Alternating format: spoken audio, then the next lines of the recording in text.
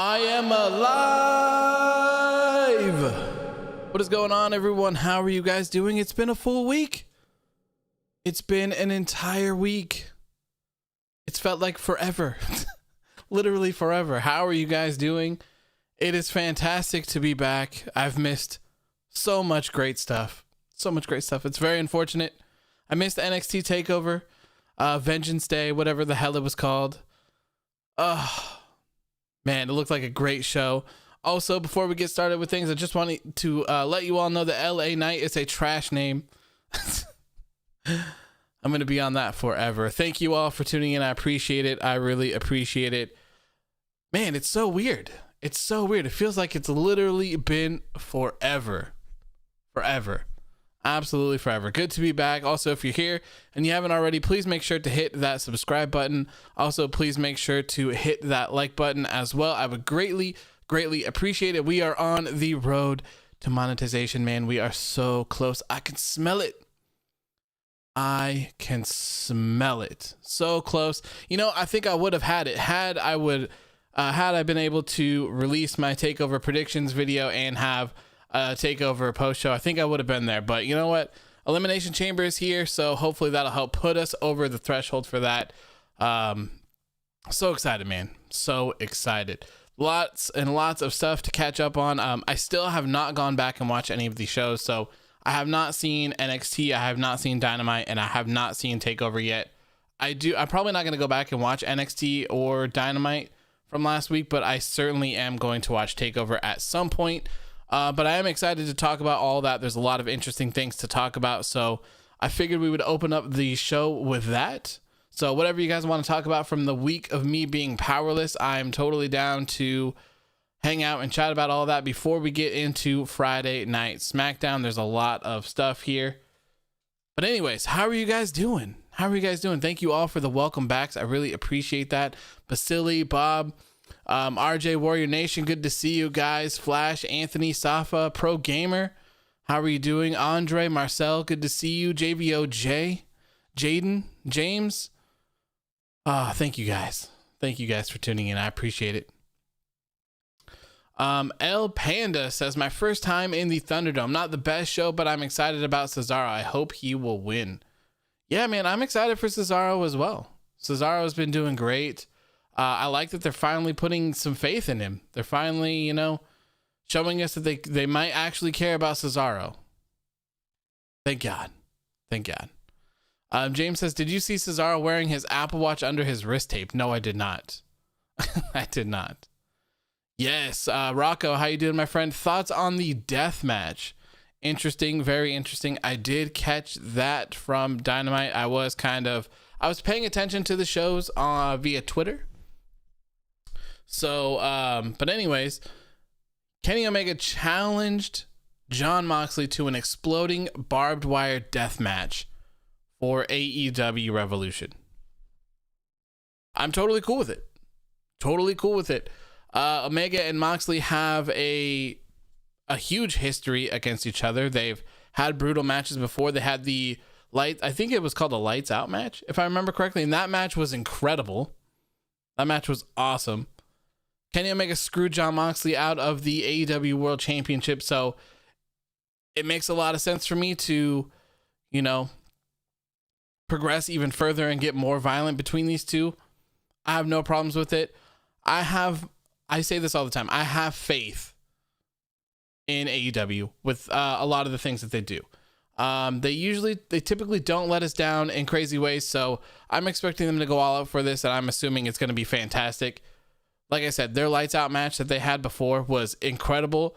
I think I posted more pictures from that match alone than I have for even like entire episodes of Raw, SmackDown, Dynamite, or NXT combined. Like it was crazy. A lot of stuff happened. So very excited to see that. Leroy says, I had no water or power for 3 days, but I'm fine, man. I'm so sorry to hear about that. So sorry to hear about that. I think we had 5 days with no water and no power. And it was brutal, man. And for 2 of the days, so I was live. If you guys were here last week, I was live on SmackDown for the post show, and my power had gone out once before that night, but it was only like a flicker. It was an instant, and it was right back on. I was kind of hesitant to do the show because it might go back out, and about an hour into the show, power went out, and it was brutal. We lost power, we lost water because we get our water from a well, so they're not able to pump the water to us, so we didn't have that. And then shortly after, maybe like an hour or 2 hours after the post show, we lost service as well on our phones. So we didn't have service until Sunday morning. So Saturday was a wild experience, man. I literally did nothing but sleep. I think I was probably awake for like a total of 3 hours on Saturday. The rest of the time I was just sleeping. Just sleeping. But yeah, we were all safe. Nothing crazy happened here for us. I mean, nothing crazy as in terms of like being hurt, or, you know, not being safe. We were safe the entire time. We were never harmed or in the face of danger whatsoever, really. We just didn't have power. We didn't have water. And for a couple days, we didn't have cell service. That was about it. It was cold, but, you know, we had blankets and each other. Our tree fell down in the backyard. Rest in peace to our tree. But yeah, other than that, we are fine. So I feel for everyone who did not have power or water. Texas is getting slaughtered apparently. So I feel for everyone who lives in Texas right now, man. That stuff is brutal. It's crazy, man. Like, it's so, like, just how to explain it? Like, you don't know how important something is until you don't have it. So like, not having power was crazy, but not having running water was wild. You couldn't brush your teeth.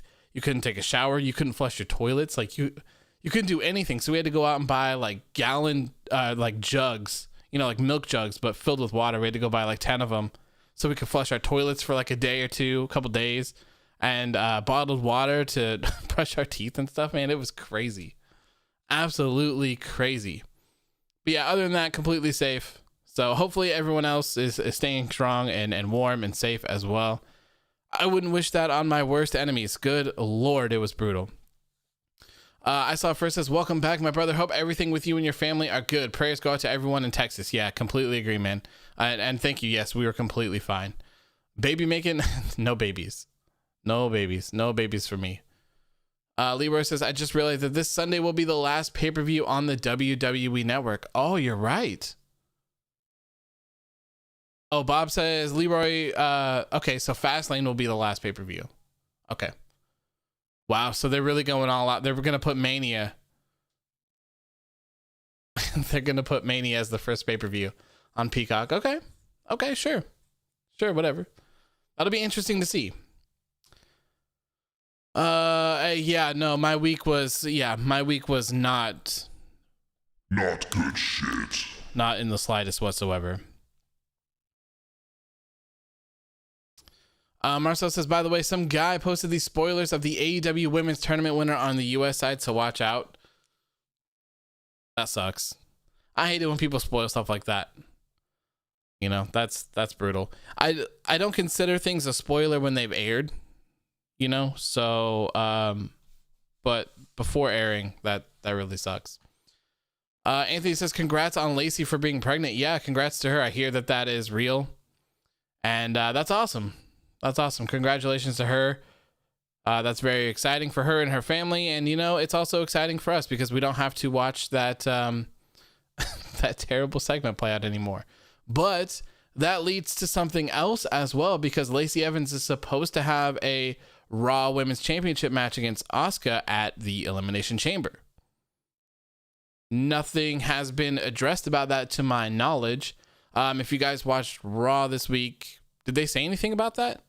Did they mention that during that segment whatsoever, that the match was off or someone else is going to fill in for her or anything? I don't know.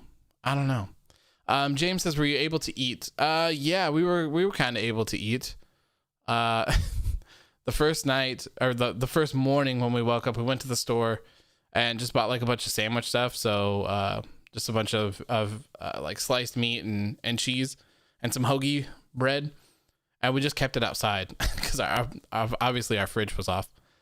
It was cold enough outside that we could just keep our food out there. And then, you know, for Valentine's Day, we were going to have like this luxurious steak and like salmon dinner that I was going to make for us.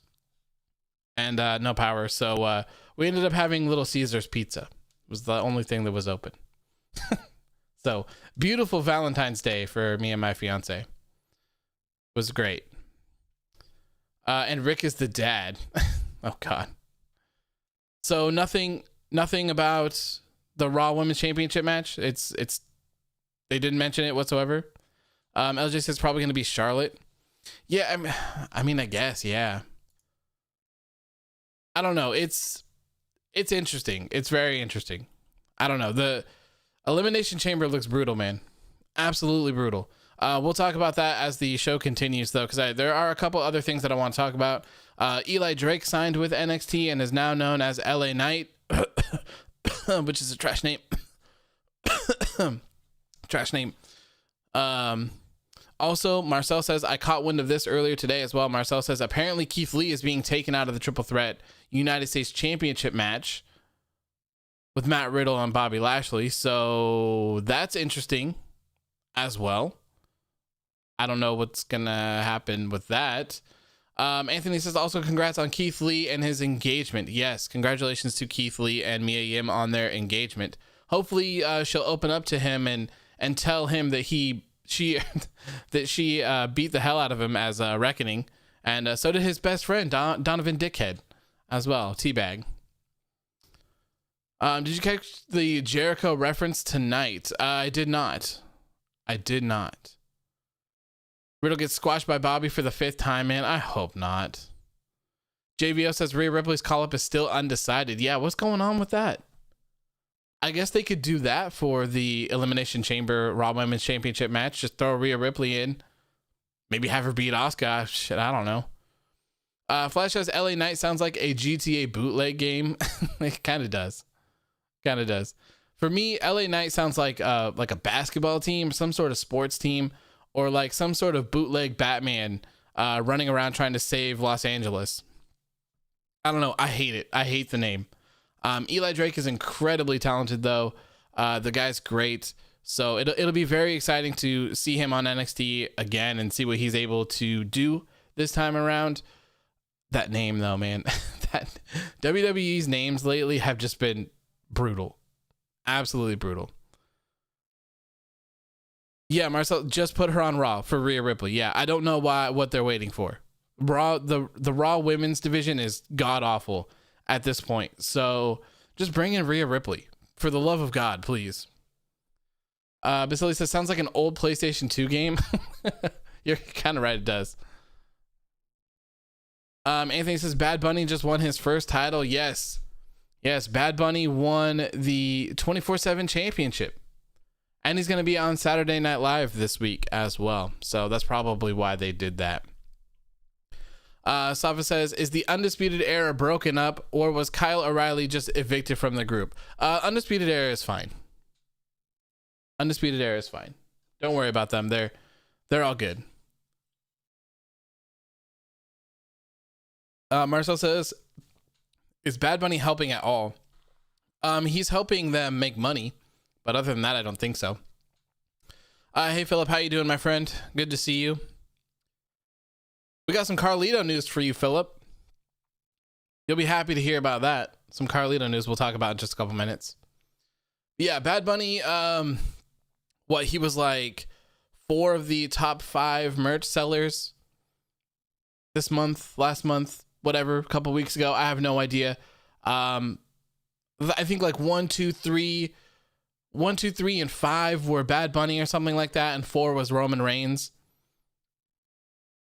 Not surprised, but ratings wise, no, Bad Bunny doesn't seem to be doing anything for WWE, which is no surprise. Let's see here. So it appears that Carlito is done with WWE, from what I understand.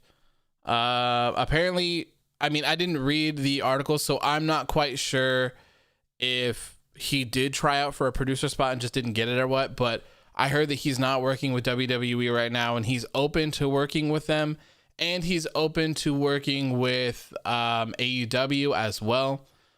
He said he's interested in any opportunity. So, you know, I think it's a huge missed opportunity for them to not bring in Carlito and wrestle. He's huge. You know, he was extremely popular. People have been talking about him ever since Legends Night.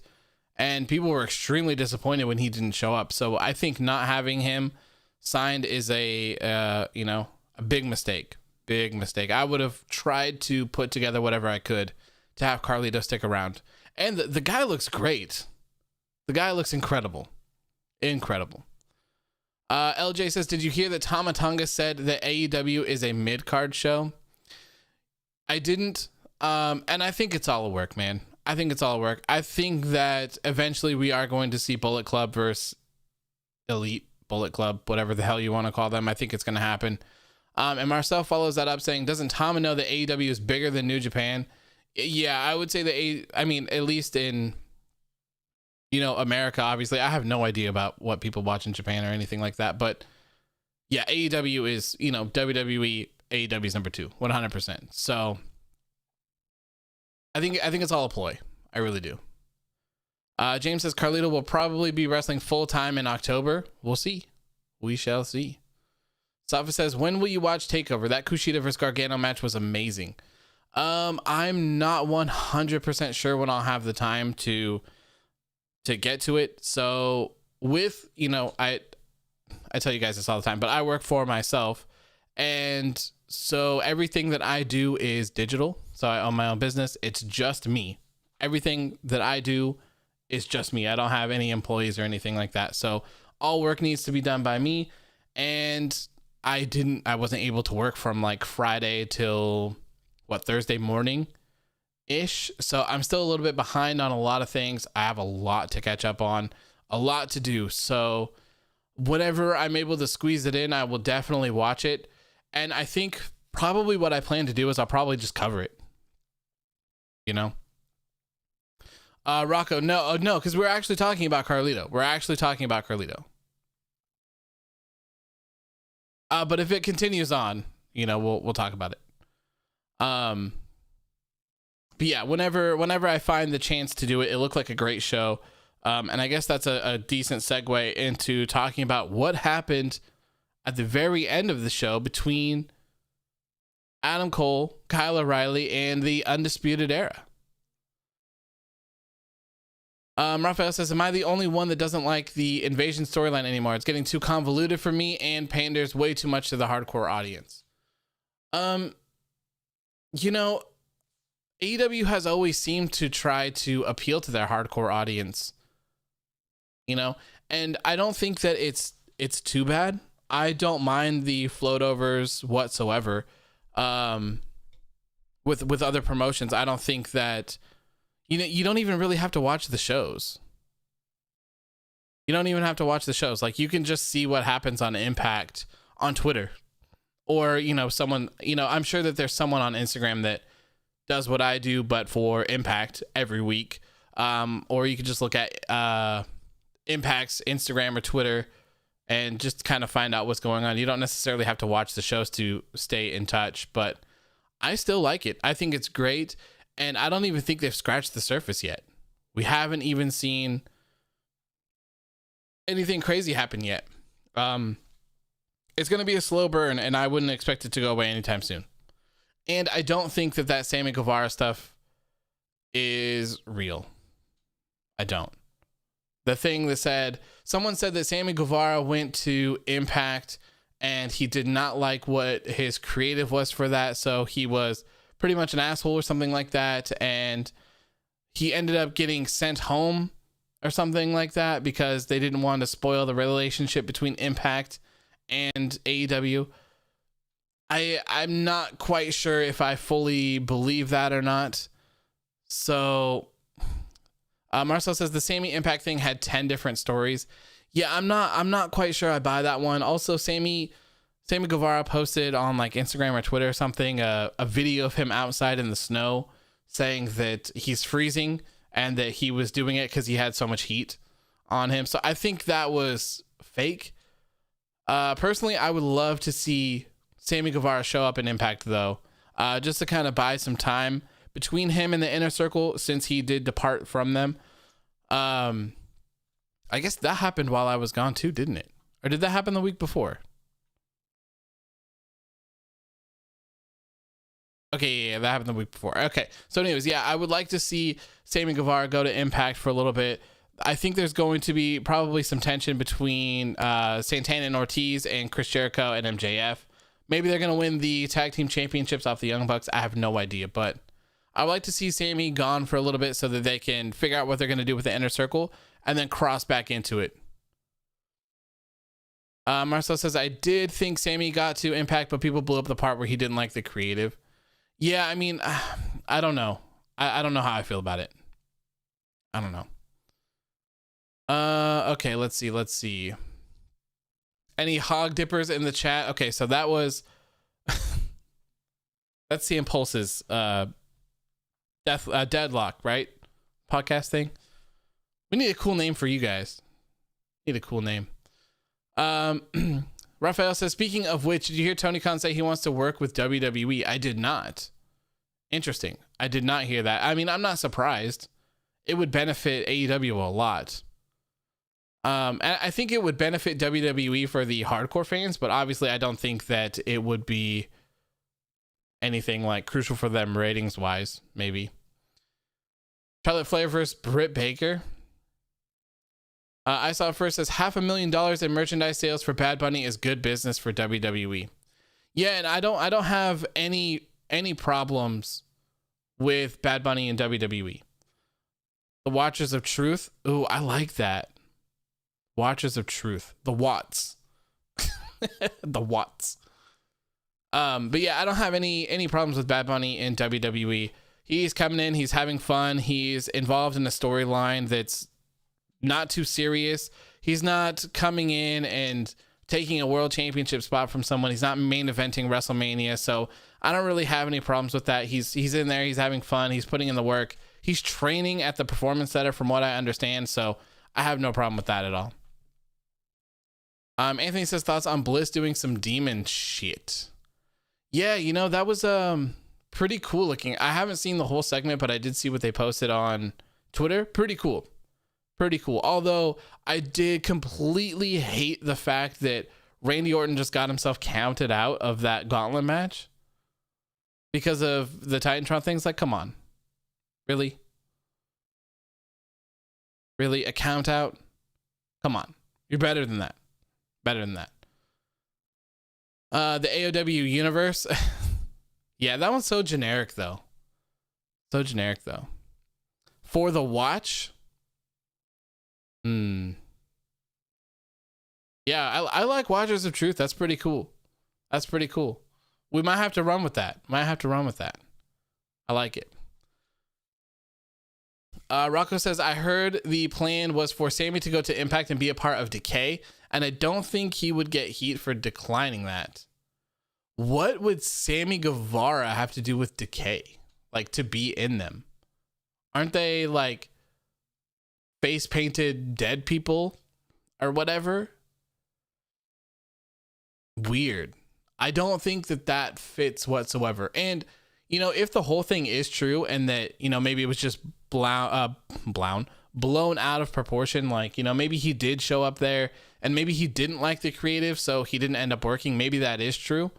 If that is actually what happened, I mean, I couldn't blame him for declining that either. That wouldn't make any sense whatsoever. Putting Sammy Guevara in the X Division scene sounds pretty appealing to me.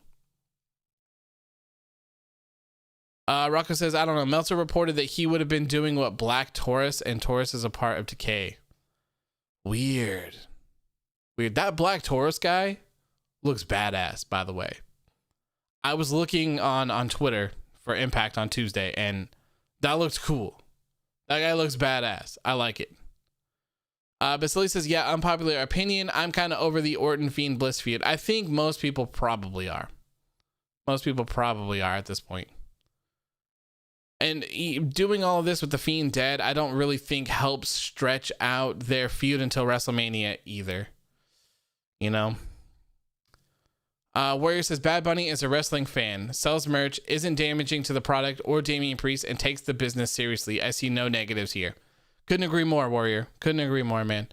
I think this is how you properly do celebrity things like that.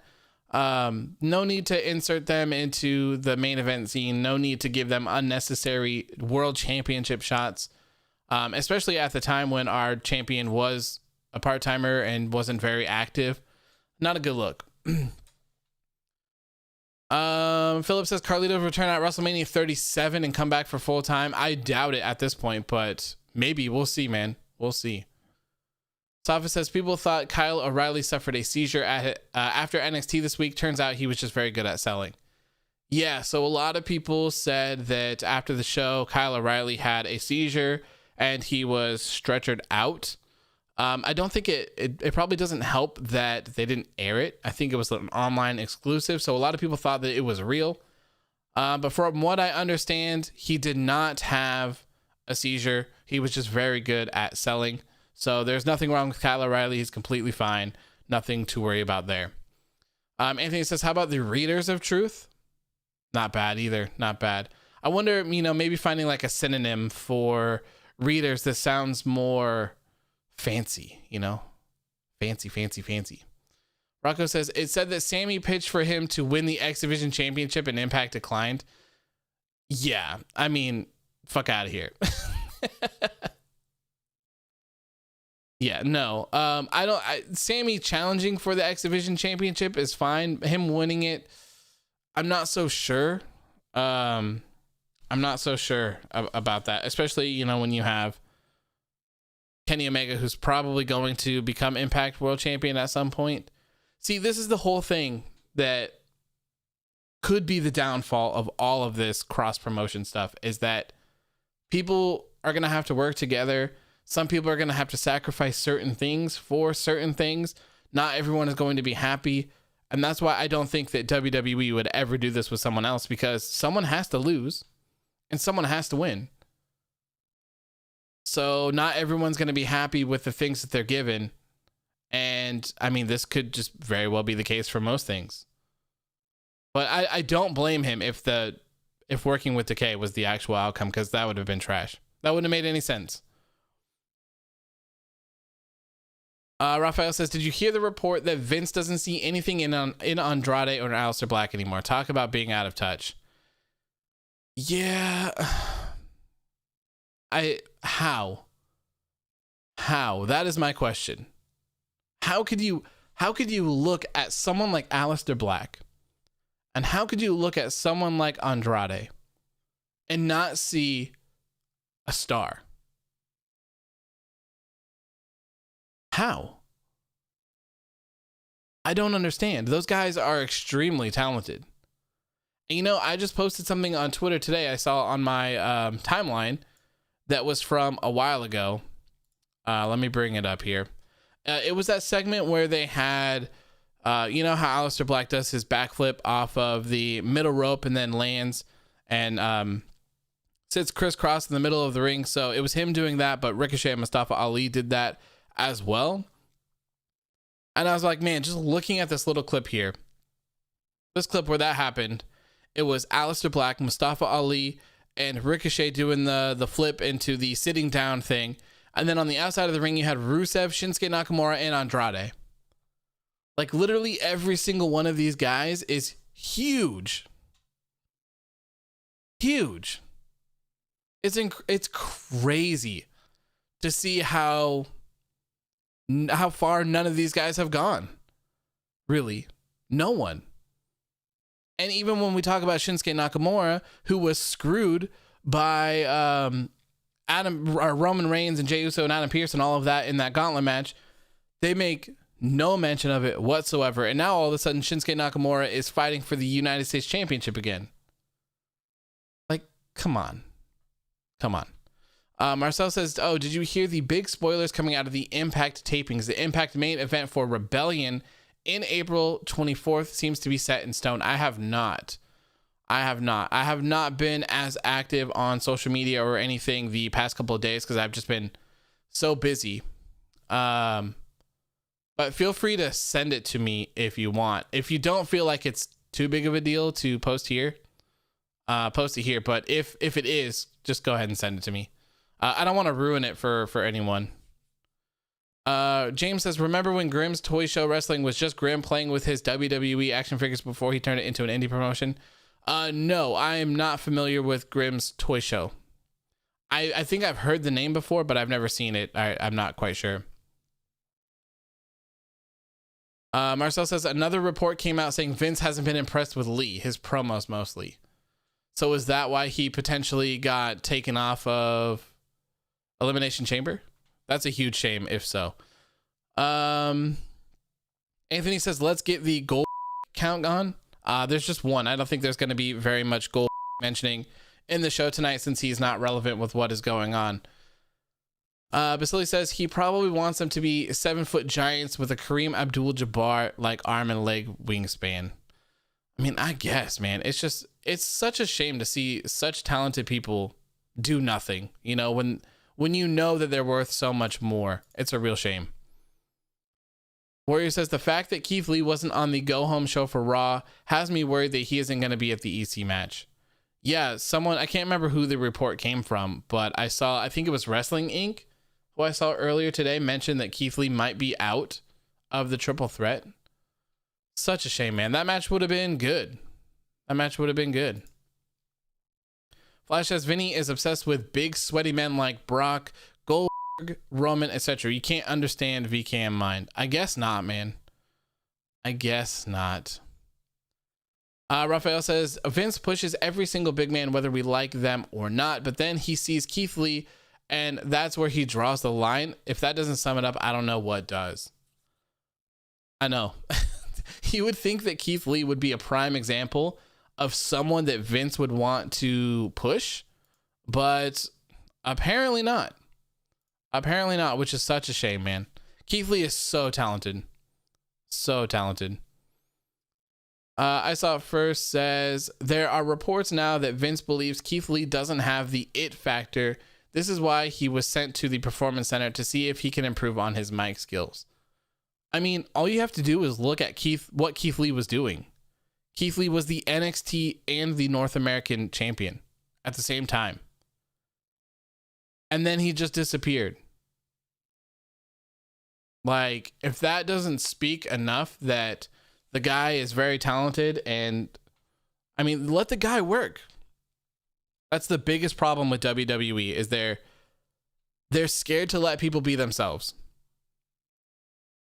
That's pretty much it. They're terrified to let people be themselves, and I have no idea why. If Keith Lee got himself over so much on NXT that he was the NXT champion and not only the NXT champion, but the NXT North American champion at the same time, let him continue to do it. That's all you have to do. You don't have to take him up and completely repackage him. You don't have to give him new music. You don't have to give him new attire. You don't have to send him to the performance center to learn how to train, to fight like a big man or whatever it is, yada, yada, yada. You know, and then make that whole big deal that it's like, oh, everyone has to train, you know, like Mike Tyson has to go train. Anyone else has to train. Tom Brady has to train. And it's like, yeah, of course they do. But that's not what this seemed like. No one is going like, you know, Tom Brady just came from the Patriots to the Bucks and then won the Super Bowl, right? But when he went to the Bucks, you think they said, whoa, hold up, Thomas Brady. You're not just going to come in here and be your everyday Patriot self that you've been for the past couple years. We know that you have a history of winning Super Bowls, but you know what? This is the Bucks, okay? And this is how we do things here. So we're going to send you to our Bucks training camp and we're going to teach you how to be a quarterback, okay? Because you're not doing it right. So we're going to train you how to be a quarterback. Two completely different things. Like, if Keith Lee's just working out and working in the ring, sure. But being sent to the performance center with someone like Otis? Come on. We're not stupid. Okay, Rocco says, thoughts on Tully wrestling? People are saying it's like gold wrestling, but Tully isn't just being thrown in and ruining superstars. Is Tully wrestling? I'm not aware because I didn't watch, so I have no idea what's going on. For the most part on Dynamite, except for the things that I saw on Twitter. Tully wrestling, like actually wrestling in a match? I don't know about that. I don't know though. Warrior says Tully is there for Marco, who most people already despise. LOL, don't see why they're complaining about it. I saw something. Tully will do one move to Marco. Didn't he like punch someone or something? Oh, it's a 6-man. So it's FTR with Tully, like with Tully wrestling and Jurassic Express. Ooh, interesting. Yeah. So, I mean, I wouldn't expect anything from that. Tully would probably be in it for 2 seconds, if even that. I wouldn't worry about it. Basili says that's why wrestlers like Adam Cole, Johnny Gargano, Tommaso Ciampa refuse to wrestle on Raw or SmackDown to avoid the out-of-touch booking by Vince McMahon. I can't blame them, man. I can't blame them. Ryan says, why don't you want to see Edge versus Roman? I'm just wondering. So I do have a video planned for this and one for Bianca Belair as well for their road to WrestleMania. But the reason why I don't think that we should have Edge versus Roman Reigns is because I don't think Edge should lose to Roman Reigns. And on top of that, I don't think that Edge needed to go through the Royal Rumble to challenge Roman Reigns. Edge is not assigned to any brand. He's pretty much a free agent. He can do whatever the hell he wants, okay? So at any point, Edge can just go over to SmackDown and be like, hey, I'm the head of the table now, bitch. And then Roman Reigns is going to be like, nah, bro. And then they're going to fight for the championship. Like, it's pretty simple between them. I don't think that he needed that. He certainly didn't need to enter as number 1 in the Royal Rumble and then to win it all. So to me, it just kind of feels like a waste.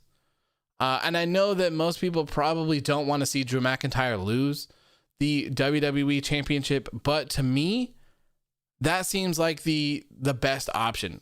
Edge returns, makes a huge return when he's told he'll never wrestle again in his life. That's a huge accomplishment. Entering the Royal Rumble at 1 and winning the whole entire thing, another huge accomplishment. Main eventing WrestleMania, huge accomplishment. Defeating Drew McIntyre to win the WWE Championship, a title that he never lost, that's a story. That's a really good story. And yes, I know the argument is that the championship that he never lost is the World Heavyweight Championship, but let's face it, they're all the same. It's just a world championship, right? So at the end of the day, I think that's the better story. I know that Drew McIntyre has to lose. I'm sorry, Drew McIntyre, but it is what it is. Roman Reigns versus Daniel Bryan sounds fantastic for WrestleMania. Roman Reigns versus Shinsuke Nakamura sounds amazing for WrestleMania. Roman Reigns versus Cesaro sounds amazing for WrestleMania as well. There's lots and lots and lots of interesting things that they could do with Roman Reigns. And then, guess what? Later down the line, Edge can come in and challenge Roman Reigns whenever the hell he wants. It's perfect. Perfect. So that's why. And I will deep dive more into that when I do the video. But hopefully sometime this week I'll have out the Edge and Bianca Belair path to WrestleMania blah blah blah blah blah video, and then also tomorrow we will have the Elimination Chamber predictions video tomorrow as well. Okay. Dr. Sammy, thank you. I missed all of you guys as well. I'm doing good. Thank you for tuning in. I appreciate that. Shelvis, good to see you again as well. No Hacks, good to see you as well again. Sorry, I wasn't reading chat during that time. It's kind of like when DDP did a match in AEW, didn't hurt anyone. Yeah, I would expect it to be something similar to that. Anthony says, what if Daniel win the chamber beats Roman and we could see Daniel versus Edge, since both of the carry almost came to the end? I'm good with, man, I don't know if I'm good with that. Who loses? Who loses at WrestleMania? Edge? I mean, I would love to see me a Daniel Bryan versus Edge match.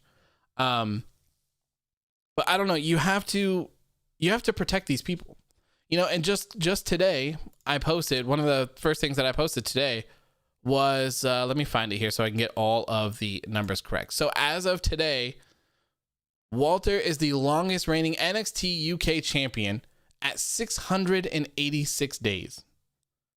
686 days.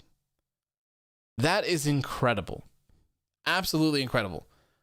Before then, Pete Dunne held the longest reign at 685 days. 685 days. Prior to that, the inaugural NXT UK champion was Tyler Bate, and he'd had a 125-day reign. So, I like these long reigns. So, when we talk about Roman Reigns losing at the Elimination Chamber, or Drew McIntyre losing at the Elimination Chamber, and flip-floppy all the way back to WrestleMania and stuff like that, not the biggest fan of them. If they were in between longer reigns like this, I wouldn't mind necessarily. I don't know, but I would love to see a Daniel Bryan and Edge match. 100%. 100%. David Lopez, thank you. Yes, I am back. I am back and better than ever. Better than ever. Rocco says SmackDown doesn't need Edge, but Raw does, because there's not really anyone who has the momentum right now to face him. That's really realistic. I agree with you, but at the same time, I kind of disagree, because I think Sheamus is up there at the moment. Sheamus' win-loss record is absolute trash, but they've been doing pretty well with him. So, yeah, man, I wouldn't mind having Sheamus versus Drew McIntyre for the WWE Championship.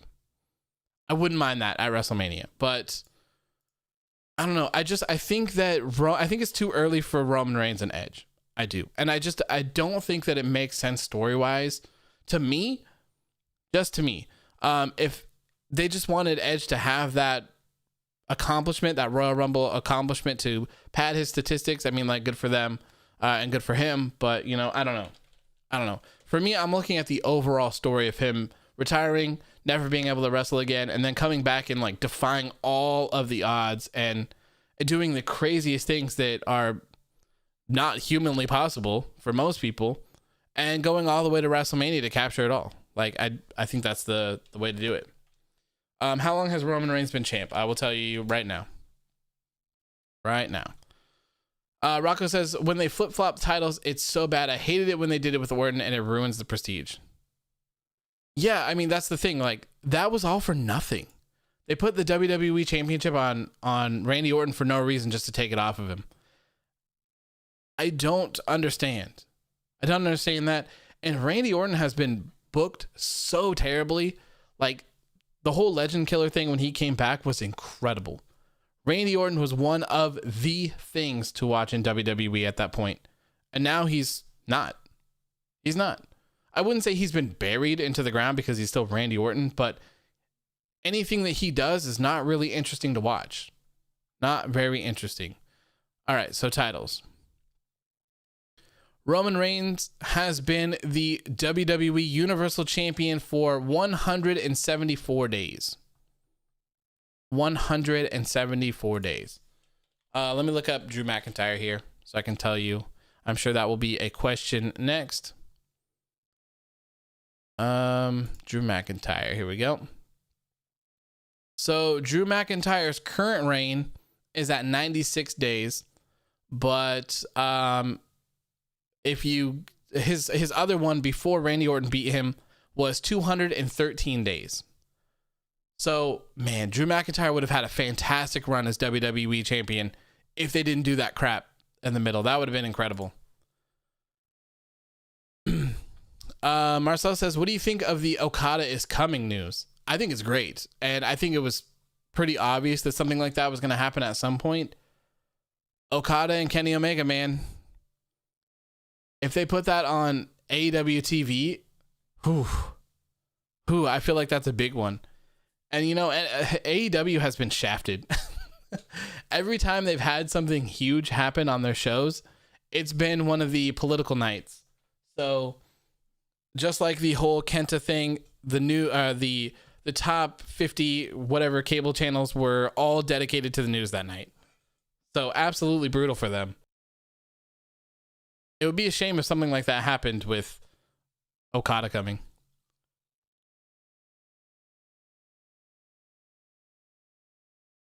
James says if The Miz successfully cashes in, he'd probably wear the WWE title upside down. Maybe. And that's something to talk about as well.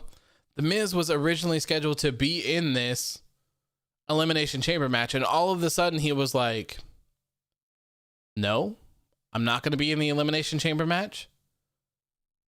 Okay. Why? Like, it just shows that they don't really know what they're doing. So then we ended up having a match on Raw that was Kofi Kingston versus John Morrison. The only people that had to qualify for the Elimination Chamber. Or sorry, it was Kofi Kingston versus The Miz. Sorry. And if The Miz won, then John Morrison would be put in the match. Why wasn't the match with Kofi and John Morrison? I have absolutely no idea because I didn't watch it. But it makes no sense. Also, why wasn't it Kofi versus Mustafa Ali? That's what this whole thing is about, right? So just kind of goes to show you that they don't care about Retribution either, because if they did, they probably would have had some fuel to that storyline. So for those who don't know or maybe don't remember, Ali was the one that was supposed to run that gauntlet match that led to Kofi and the whole Kofi Mania thing and Kofi becoming WWE champion. That was supposed to be Mustafa Ali. Now, of course, we don't know if there would have been a Mustafa Ali Mania movement or anything like that, but he was the one that was supposed to run that gauntlet. So now he's feuding with him, saying that he took his spot and it's not right. So wouldn't it have been only natural to put him in that match as well? You could have had Kofi beat him again. Or not beat him again, but screw him again, I guess, in this sense. I don't know. It just makes sense. Like, they don't think about any of this stuff. I don't get it. Rocco says the Young Bucks even said that their biggest competition is the news. Like, it sucks for both NXT and AEW. Yeah, dude, the news kills the ratings. Kills. It's insane. Absolutely insane. Anthony says Braun Show is back. Really? Ugh. Yeah, I could go without Braun Strowman for a while. Even longer, to be honest. Ale says, Tamatonga says Okada wouldn't go to AEW and calls AEW a bunch of jabronis, basically. Yeah, I think he's just being a dick. That's what I think. I think it's all work. I think that they're going to show up. At some point, somehow, some way, the Bullet Club, the New Japan Bullet Club is going to show up in AEW. That would be my guess. Marcel says Tama is working. Yeah, he's working overtime, too. He's working overtime. James says SmackDown desperately needs a third commentator. Your thoughts? I don't know. I don't mind the dynamic between Graves and Michael Cole. I could go without Michael Cole screaming at me for 2 hours. If he lowered his voice, I think it would be more enjoyable. And it would also make things feel a little more important as well. You know, you have a natural tone when you're talking, and then you have that yelling point, and he just seems like he's yelling 24/7 all the time, and it just kind of drives me nuts. But I don't mind the dynamic between them. I'm not necessarily sure that they need a third person. I grew up watching wrestling with 2 commentators, so I think it's fine. I think it's fine. Basili says, oh my god, a perfect storyline could be there for Kofi versus Ali at Mania. Yeah, that could very well happen. Ale says, is it me or Braun just boring? Yeah, I think that Braun is very boring to me. His stuff should have happened 3 or 4 years ago, whatever that time was, when he was killing Roman Reigns every day on Monday Night Raw. That was the time of Braun Strowman. They really missed the boat on that one. Warrior says they put Kofi in because the theme of the Raw Elimination Chamber match is former WWE champions. Oh, fair enough. I forgot about that. That's true. That's true. Okay. Is John Morrison a former WWE champion? Oh. John Morrison.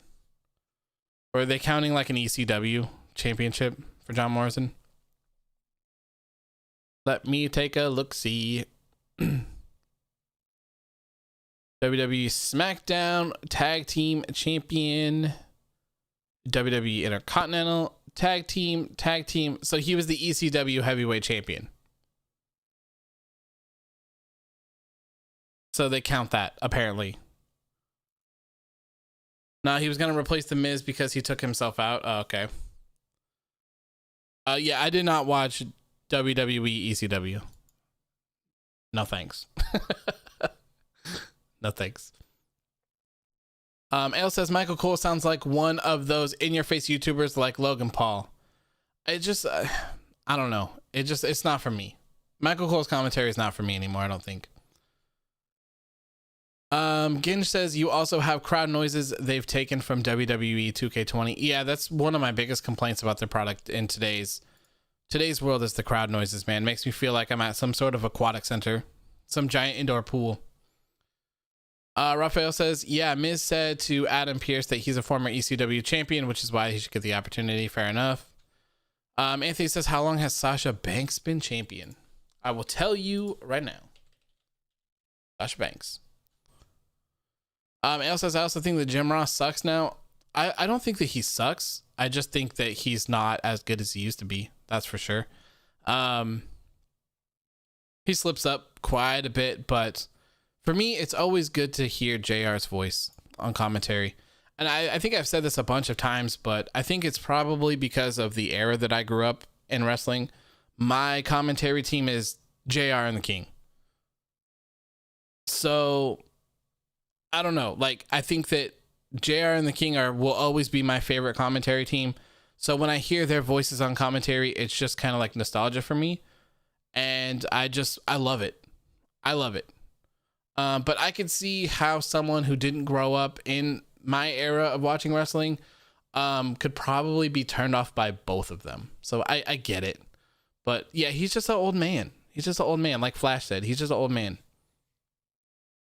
Rocco says, I don't even think JR likes AEW. I don't think that's true. Marcel says, JR called Kenny the WWE Championship became a meme. Yes, it did. I saw that. I saw that. Sasha Banks has been the WWE SmackDown Women's Champion for 118 days, by the way. Marcel says, Rocco, if he doesn't like AEW, then why does he shit on WWE and NXT and say that AEW is better? I mean, of course JR would like AEW. Why wouldn't he? Why would he even work there? It would be miserable to sit there and work on a product that you hated. I don't know how anyone on Raw or SmackDown commentary lives their lives. There's no way that you could sit me at a little booth and have me try to make sense of all of this madness that's going on and try to make me feel like I don't want to blow my brains out while I'm sitting at the table watching this garbage. Oh my God. Terrible. There's no way I could do that. There's no way. I saw first says JR is the Michael Buffer of wrestling. Iconic. Yeah, for me, JR and the King, they will always be my go-to. Always. Marcel says JR literally said when talking about NXT, our shit's better. Yes, he did say that. You're right. I forgot about that. Ale says, why would New Japan want to work with Impact? I think this relationship helps everyone. I think everyone can eat from this. New Japan wants more of a presence in the US, and this is their way to get it. This is their way to get it. It only makes sense. Like, I don't think that this partnership needs to be blown out of proportion, and I don't think you need to like send your best guys all the time and try to do things crazy all the time. I think this is more of a, hey, if you don't have any creative for someone, send them to Impact. Hey, if you don't have any creative for someone, send them to AEW. You know? I think that that's the perfect thing to do. Like, if AEW doesn't have anything for Sammy Guevara to do and they want to buy time until they do this Inner Circle feud, why not send him to Impact to do something there? More eyes on Sammy Guevara. And, you know, the same way too is like, even with someone from New Japan, maybe someone who's not familiar, maybe your version of Kenta that you know is Hideo Itami. And maybe you think Hideo Itami is just some loser from 205 who's just a jobber and worth nothing, right? Maybe that's your thought on Hideo Itami. But what happens if Kenta has a stint in AEW, a show that you do watch? Or what if he has a stint in Impact that you do watch, and you see this new version of Kenta, the version that he should have been the whole time he was there, and you're impressed, and now you're like, oh, okay, maybe I actually do need to tune in to see what they're doing in New Japan. I'm very intrigued with this Kenta character and how great he's become and all the things that he can do now. So, you know, it kind of goes both ways for all of that to gain exposure, especially if someone's featured on their show weekly for a good amount of time. You're going to want to know. You're going to want to keep in touch. I think that's great. Hopefully JR goes full good God Almighty for the death match. Yes, I'm excited about that. That should be a good one.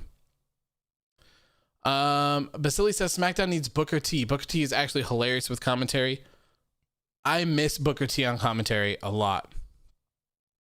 Booker T was incredible on commentary. He made no sense. He was hilarious. I like that aspect. I would not mind seeing him back on commentary. Anthony says, I don't want to see two belt Banks. Me either. Flash says, at least Samoa Joe tries to make it interesting and Tom Phillips is not that bad. Yeah, see, I think that a lot of the times they're just kind of talking a lot of nonsense when they should be focusing on putting people over and making sense of all this madness that is going on. I think Samoa Joe does a pretty good job of this, of putting people over, and they've done it on commentary quite a few times when they feel like they want to put someone over. One of the ones in recent memory, well, not recent memory, but just one that sticks out to me is when Shelton Benjamin returned on SmackDown a long time ago. And God, who was it on commentary? It was like The Miz and Daniel Bryan or something like that. They were both on commentary.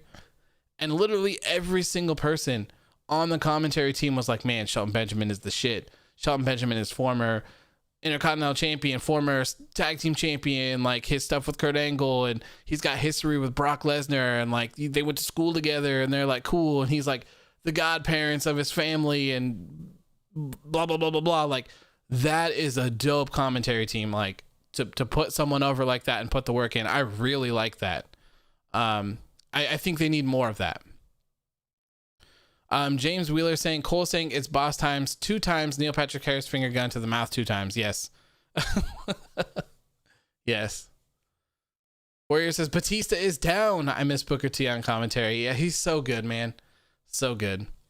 Marcel says, have you seen the exploding, I'm assuming that is exploding barbed wire deathmatch on YouTube? Terry Funk did a bunch of them. It's insane. And that was old school. Imagine new school. I have not. I need to look into it though. Although I think they do have exploding barbed wire death matches in Fire Pro Wrestling. That game is amazing. Ale says, you think Kyrie leaves WWE for what happened recently of them not letting her do a simple 10-year anniversary show in Japan? I'm not sure. I'm not sure what Kyrie Sane is doing with WWE. I have absolutely no idea. I did see that they wouldn't let her do the 10-year anniversary of Stardom, though, which is a shame. Rocco says, Excalibur is amazing. Same with Taz. I love dark commentary. It seems like dark commentary, or the commentary on dark, is the highlight of the show. I always see people praising it about how funny it is and stuff. Like, that's the kind of stuff that I personally like. I like it when everyone's just out there doing what they do best and just having fun. I don't think that everything needs to be taken super seriously. And when everyone's out there doing what they love and they're able to express themselves and be themselves, I think it comes off so much more better. It makes everything way more enjoyable. And that's why I say that with AEW and stuff like that. And even with NXT, look at the difference between main roster Finn Balor and NXT Finn Balor. Finn Balor is in NXT doing what he wants to do, and his character is incredible. Incredible. The matches that he's putting on are 5-star classics. They're absolutely incredible. I mean, God, Finn Balor and Kyle O'Reilly, it's good shit, man. Oh, sorry. Hold on. Finn Balor and Kyle O'Reilly, it is such good shit. You know? You never saw that on the main roster with Finn Balor? Man, like, whew. Give me more of that. So, like, that's what I want to see, man. I want to see people doing what they love. That's it right there. Taz is amazing in dark. Yeah, that's what I hear. Elle says she's the WWE Japanese ambassador, but won't let her do Japan show. Doesn't make sense. Yeah, that doesn't make sense at all. You think that they'd want her there to represent the company for Stardom. Especially because they took quite a few people from Stardom, didn't they? Marcel says we are 1 week away from Kenta versus Mox. That'll be a good one. Also, I saw that Mox was advertised for the next Bloodsport. Be interesting to watch. There's too many small guys in NXT. I like NXT. I think that AEW and NXT are the best shows on TV as far as wrestling goes. Warrior says Finn is a badass tweener is so much better than main roster smiley face babyface Finn. I agree. Finn Balor is doing the Lord's work right now in NXT, and it's incredible. I saw that he said in some sort of interview that he thought it was only going to be a small stint there for like 30 days or 3 months or something. I can't remember what the number was, but man, I love it. I absolutely love it. I can't get enough of Finn Balor in NXT. So, maybe sometime down the line, maybe more people will get an opportunity to do something like this. But where does he go afterwards? I don't know. Hopefully a tag team with AJ Styles, but I don't know. Shelby says Kyle is a star in the making. 100%. I could definitely see a heel Undisputed Era continuing with, Fish and Strong and Adam Cole, and then having a babyface Kyle O'Reilly. I could see that. Or, having just heel Cole and babyface Undisputed Era. I could see that as well. You could send Adam Cole to Raw or SmackDown away from Undisputed Era and then eventually reunite them. I think that's definitely a possibility. Marcel says Mox versus Davey Boy Smith Jr. Yes, that is the match. Why'd they turn Otis heel? I have no idea. We'll get into that. We should probably get into that. We're over an hour. Is there anything that we missed? Anything that we missed from the week of me not having power before we go into the show? Prince Balor is way better than Smiley Balor, says Flash. I couldn't agree more, man. Couldn't agree more. I saw first says Mortal Kombat new movie trailer looks amazing. Hope you had a chance to see it. I did see it, and it does look amazing. I cannot wait to see the Mortal Kombat movie. Ale says the AEW women's tournament. I haven't watched it. I haven't watched any of the Japanese side matches on YouTube. I haven't had the chance to do that. Since you brought it up, I guess I will go and bring this up as well. Earlier today, somewhere around when SmackDown started, Tony Khan took to Twitter to announce that the AEW Women's World Championship Eliminator Tournament USA semifinal bout between former AEW Women's Champion Riho versus former NWA Women's World Champion Thunder Rosa will be streaming on Bleacher Report on February 28th on a free Sunday special 1 week before Revolution. He goes on to say this will be free worldwide for all fans on Bleacher Report, not BR Live, for this show. Back on BR Live domestic /fight a week later for Revolution. It's huge to get exposure on Bleacher Report, available to millions of fans worldwide. Plus a reminder, Revolution is Sunday 3/7, not on Saturday. With Bleacher Report's 9.4 million followers on Twitter, plus nearly 14.8 million followers on Instagram, this is a great opportunity to introduce AEW and our exciting wrestlers to new fans by streaming such a high-stakes contest between two of the best as part of a free Sunday special. Ooh, that was a mouthful. I don't think that this is the worst idea. I mean, if it gets you in front of that many people, I see that as a win. I saw a lot of people praising the match between Riho and I can't remember who it was. Oh, Serena Deeb. Riho and Serena Deeb. Last week on Dynamite, I saw a lot of people praising that match. I saw a lot of people saying that that is the best AEW women's match that they've ever seen. So, I don't know. Maybe this isn't the worst thing in the world. If Thunder Rosa and Riho can put on an incredible match, maybe they will get some more viewers. I don't know.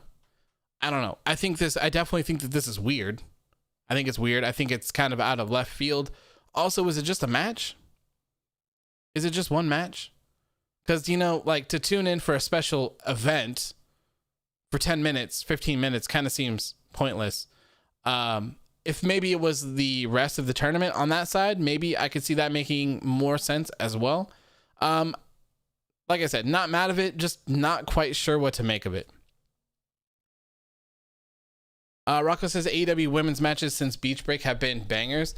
Yeah, they've been doing great. Shelvis says opinions on the ladder match for Revolution. Okay, so I saw a couple people complaining. I guess that there is a match next week on Dynamite to add someone to it. Let me find it. It was from Tony Khan. Someone was complaining about it and he kind of tried to make sense of it. So I thought it was pretty cool. I'll read it. Yes, Sting took a bump. Yes. Sting took a powerbomb from Brian Cage. It was crazy looking. I was not expecting to see that. So that's kind of exciting. Okay. There was something else I wanted to. Where is the Maki Ito Respect Army at? I want to go through and watch that. I saw her on Twitter a couple of times and I want to see her work. I like what I've seen, so I want to see more. Okay, let me see here. Let me see if I can find this. Okay. So, AEW said this Wednesday, February 24th at 8 p.m. on TNT, Lance Archer faces recent partner Rey Fenix in a Face of Revolution ladder match qualifier. Who will compete versus Cody Rhodes, Scorpio Sky, and Penta L0M, whatever the hell they're calling him, for a shot at the TNT title. Find out on an all-new episode of AEW Dynamite this week. People were talking about how this doesn't make any sense since Cody, Scorpio, and Penta did not have to qualify for this match. They were just given it. This is what Tony Khan said. He replied to these people on Twitter. He said, I pay great weekly guarantees already and want to do a dope pay-per-view ladder match without offering a big pay-per-view win bonus. Cody, Sky, Pentagon were the first 3 stars to sign a contract which is admittedly favorable to me /AEW. Now it's a huge match. Everyone wants in, so they need to qualify. Makes sense. Makes sense. And you know, even if stuff like this doesn't make sense and they want to just throw this out afterwards or during it, this is the thing to do. I think I say this all the time. It's these stupid little things like this that you can't argue with. You can't argue with it. Like, you can look at this all you want and be like, you know what? This is trash. This doesn't make any sense. And then when someone comes in with a little bit of logic and says like, hey, this is exactly why this is happening, it's like, okay. Like, you can't complain about it anymore when there's logic in it. So I don't mind it. And I say that with everything. They did that with Lana a while ago, where she had a match. I think it was with Big Oof or Shayna Baszler or something like that. And I was like, this makes absolutely no sense. And then before she came down for the match, they had an interview with her and she was like, look, I went to Adam Pearce or whoever the hell I needed to go to.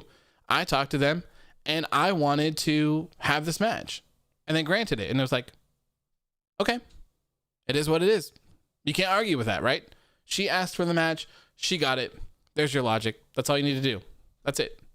Sometimes it's just as simple as that. I wish they would do it more often. Rocco says they should have just had a lottery or used the rankings. They could have. I don't mind. I don't mind though. I don't mind for what they did. Don't mind it whatsoever. Okay. I think we're caught up. Let's go over this show. It's been an hour and 12 minutes so far. And I think it's time to talk about SmackDown. And we'll go over the show a little bit. We'll talk about a little bit about Elimination Chamber as well. And just kind of, I don't know. We'll talk about it. Let's see here. So tonight's episode of Friday Night SmackDown started off with Edge and your tribal chief, Roman Reigns, of course. Marcel says the rankings don't matter for the TNT title, though. Don't they include the rankings for the TNT title in their weekly rankings? Their top men's one is rated for both of them, isn't it? They have both of them on the screen, I think.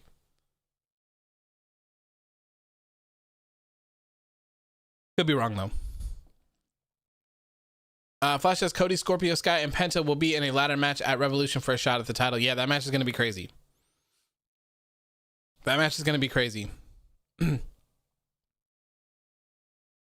Same cookie cutter every Friday. Yeah, I mean, that's what I said.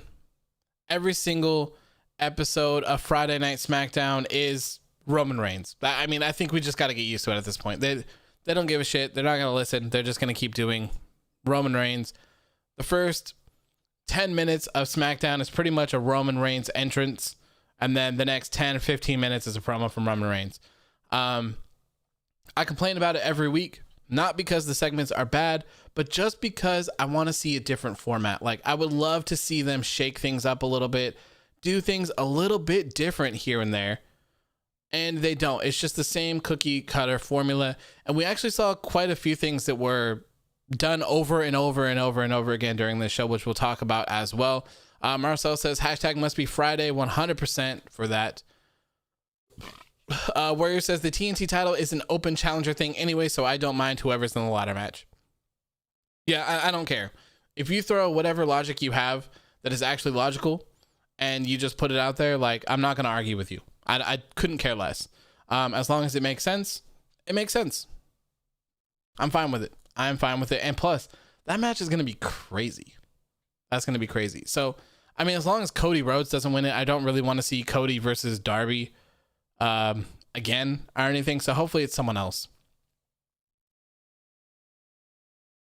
James says, and change the yellow lights to blue if Roman loses the title.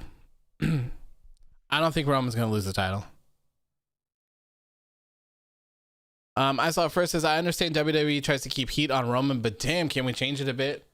I mean, is there really heat on Roman though? I think everyone loves Roman Reigns.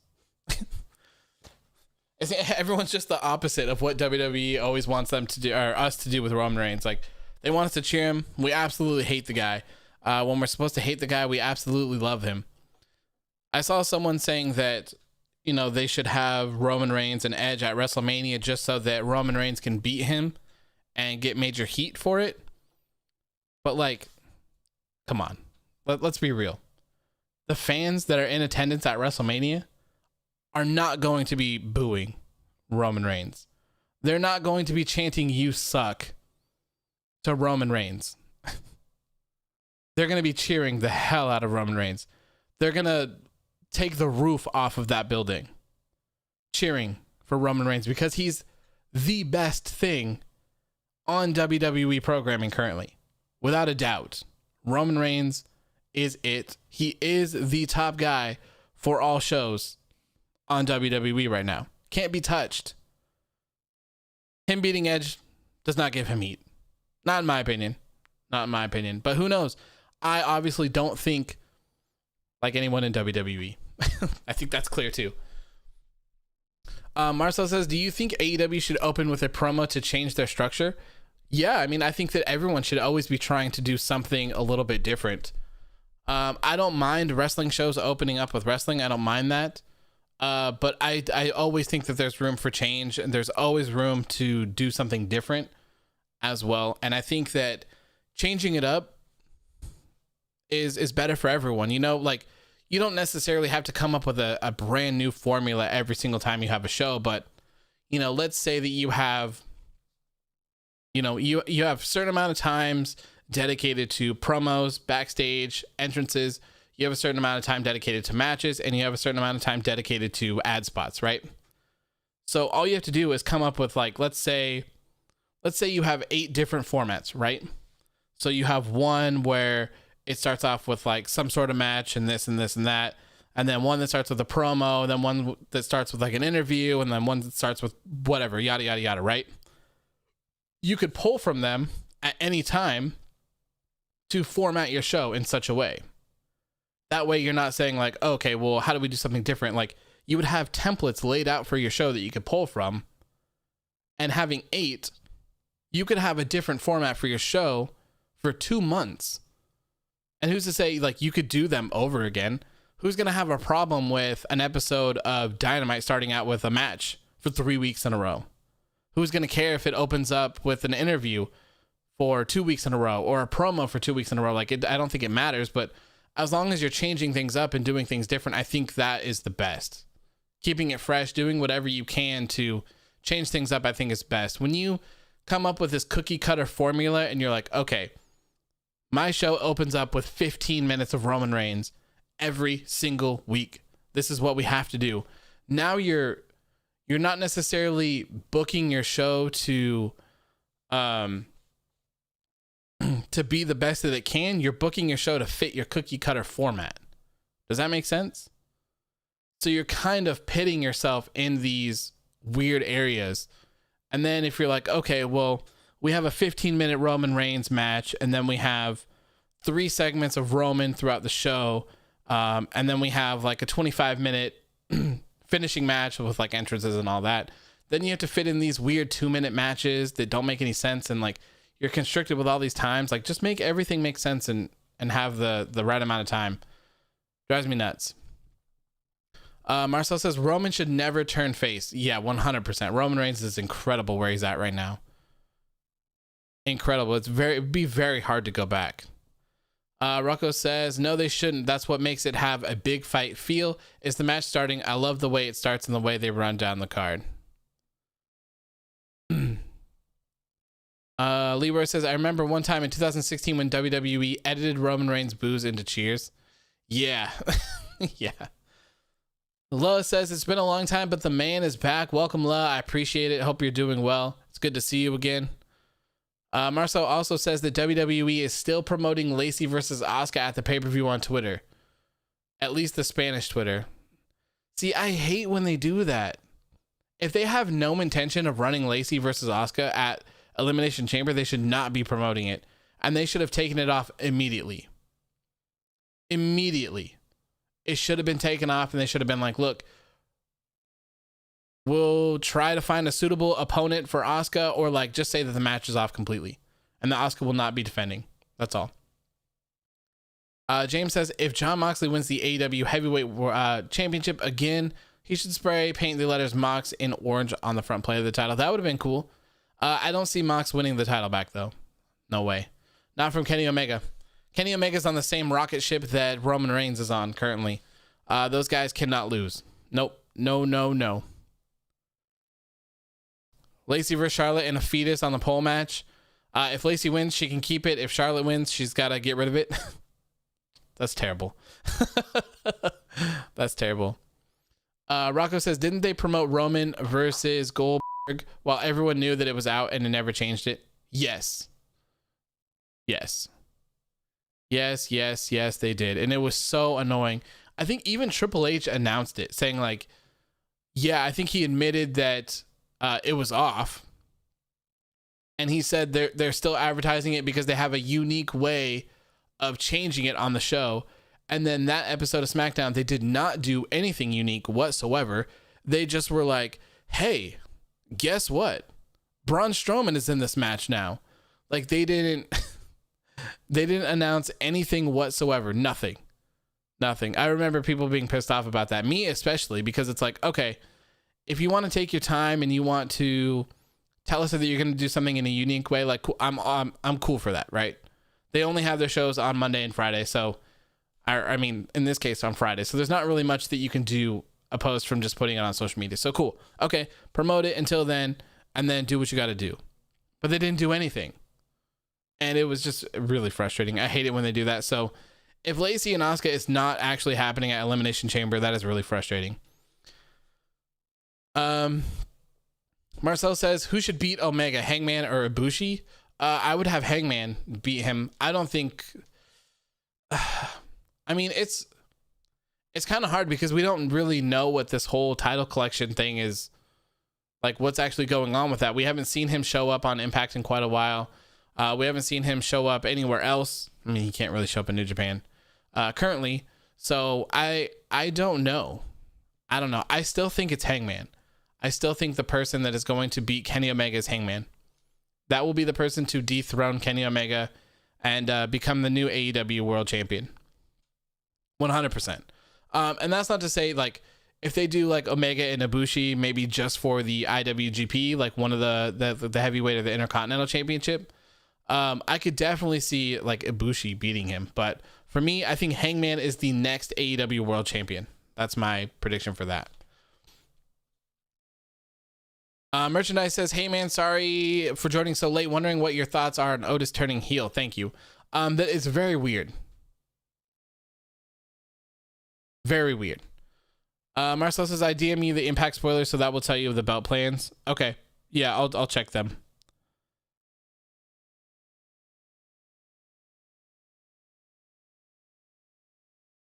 Ah. Interesting. Okay. Wait, they filmed the Impact pay-per-view already? I thought their pay-per-views were live. Or has this just happened on an episode of Impact? That will be crazy, by the way. That'll be crazy. But yeah, Otis turning heel, weird. Very weird. We'll talk about that a little bit more when we get to that part of the show. James says, should the 1 hour AEW show be on Monday and call it Monday Night Madness to make our Mondays less brutal? No, for me, that would cause a lot of Monday Night Madness. To be honest. And I wouldn't like that because then I'd have to watch 2 shows 2 nights in a row. And I don't want to do that. So hopefully it's on like Thursday or something. I don't know. Or the weekend. I don't know. Flash says, hey, AEW, I have to drop out here, but I'm so glad to see you back. And Apollo turning heel is best for business. Yes, it is 100%. I love the Apollo heel turn. Thank you for tuning in. Sorry, we're not getting to the show till so late. But yeah, thank you for tuning in. It's great to be back as well. I missed all of you guys. It's been a crazy week. Ladder match for Revolution. I think it's going to be awesome. Going to be awesome. This happened on a special. So, okay, fair enough. Impact tapes like months of TV at once. Okay, I didn't know that. I thought they just did it like weekly or something like that. So, okay, interesting. Very interesting. Welcome back, Anthony. So we are getting into the SmackDown show now. Getting into SmackDown.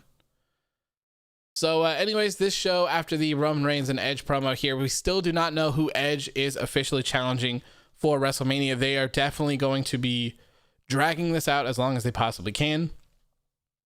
And kind of like before we move on from this subject, something that they should probably do going forward to make things make a little bit more sense is the Royal Rumble winners should not be able to drag out who they pick. At tops, give them 2 weeks. So that way at the Royal Rumble, you have your men and women's winners, right? And then the following night on Raw or a couple nights on SmackDown, they have to pick who they're going for. Okay? Then you have one match, your WrestleMania main event, you have one of them picked. So in this case, we would have either seen Edge versus Drew McIntyre or Edge versus Roman Reigns. Same for the women. You would have had Bianca Belair versus Asuka or Bianca Belair versus Sasha Banks. You would have had those set in stone, okay? So if Edge chose Roman Reigns, then they should have an Elimination Chamber match dedicated to finding a number one contender for Drew McIntyre. See where I'm going with this? One gets the Royal Rumble winner, the other one gets the Elimination Chamber winner. Then at this point, you could have yourself some Elimination Chamber qualifying matches to determine who is going to be in those matches. Do it however you want. I don't care, but you have 3 or 4 weeks to do said things, right? Maybe have who gets the last entrant into there. Maybe whoever beats their opponent the fastest. You could do a beat the clock thing for every single one of the qualifying matches. Whoever wins the fastest gets the last spot. Or maybe no one gets the last spot and it's just all random. I don't mind it. Do a battle royal to crown one. I don't care. Just kind of figure it out. Make the Elimination Chamber feel more important and just make it make sense. Because at this point, it doesn't make sense. Why does Drew McIntyre have to defend his championship in the Elimination Chamber, but Roman Reigns doesn't? Why is there a final entrance spot for the Raw side of the Elimination Chamber, but not the SmackDown side? So Sheamus won a gauntlet match. He pinned WWE champion Drew McIntyre on Raw to get the final entrance spot in the Elimination Chamber for Raw. Everyone on SmackDown enters randomly. The double standards, like it doesn't make any sense whatsoever. And there's no women's Elimination Chamber whatsoever. So you could have one for the men's and the other for the women's that are not going for the Royal Rumble winners. And then everything else would just make more sense. And it would kind of make more sense to allow the Elimination Chamber to be in this position that it's in, because now it just doesn't make sense.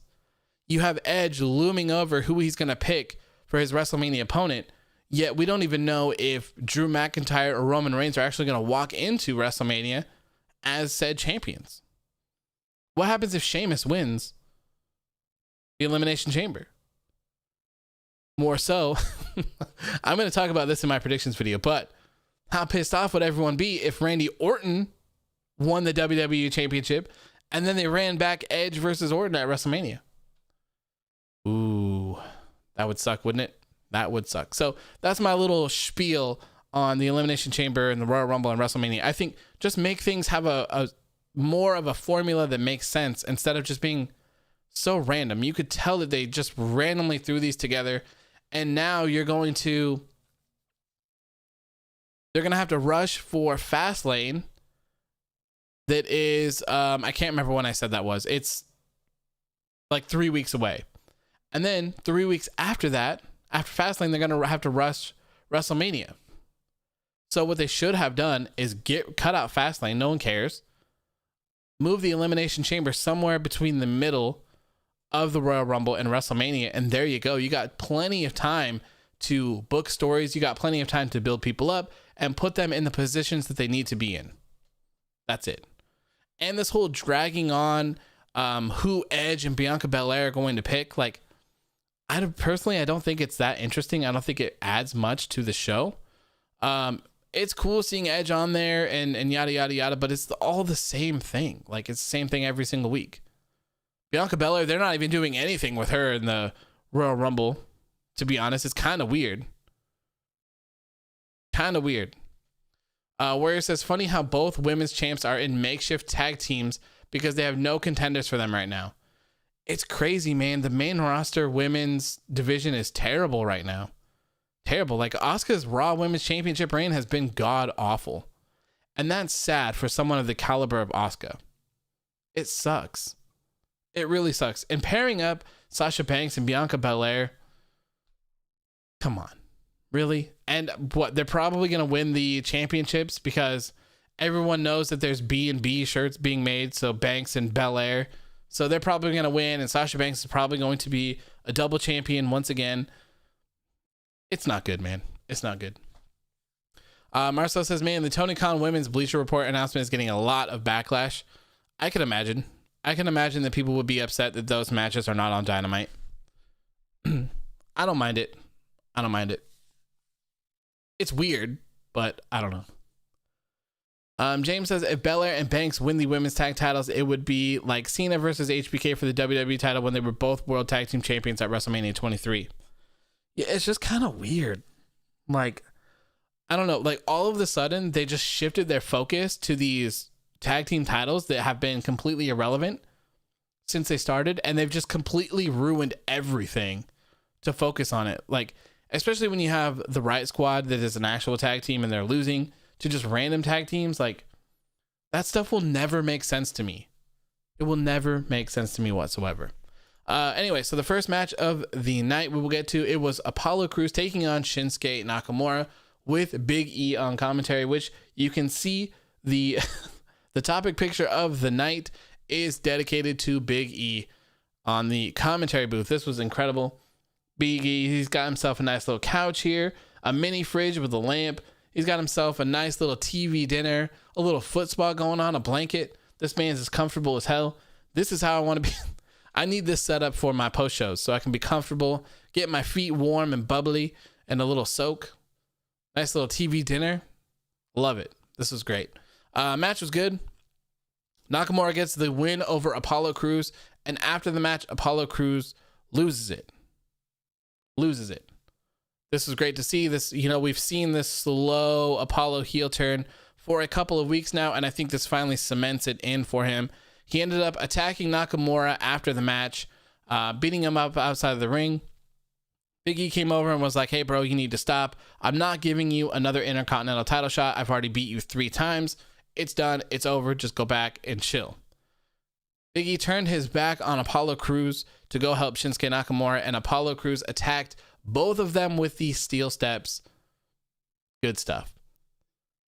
Crews then throws E into the ring to continue attacking him with the stairs, but while the referee is yelling at Apollo Crews, Big E rolls out to ringside.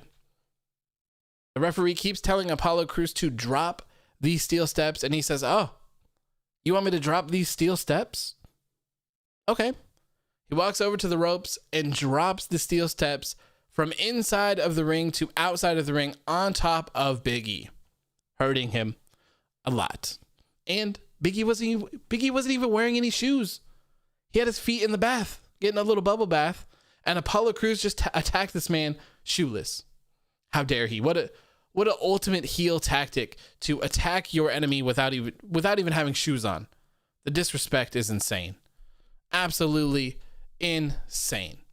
And great. This was fantastic. I love this heel character from Apollo Crews. I've been wanting a lot more from Apollo Crews. You know, I thought that maybe we were going to get that when he had his U.S. title reign, but they really just soured it with throwing him in against the Hurt Business over and over and over and over and over again. Every single thing he did was against the Hurt Business, and they're kind of doing the same thing here. Every single thing that Apollo Crews does is with Big E, and it's for the Intercontinental Championship. So if he somehow gets thrown into a match with Big E at the Elimination Chamber, that's going to be pretty frustrating. We've seen it enough already, so I really have no interest in seeing it again, to be honest. I have no interest in seeing that whatsoever. So hopefully they don't do some sort of triple threat with Apollo, Big E, and Shinsuke. I don't know, but I am very happy for Crews to be this heel character. I think this will help him a lot, especially if they start tying it in with Paul Heyman and Roman Reigns. You know, that backstage segment from a couple weeks ago where he was back there getting advice from Roman Reigns was incredible. So I would love to see more of that. And like I said before, I don't necessarily need to have Roman or Jey Uso take Apollo Crews under their wing, but just to have him be in their presence and maybe just get some advice from them time to time and see how things are going. Like, I like that dynamic, and I would like to see a lot more of that. I think that is great. Absolutely great. What is this Kenny Omega thing here?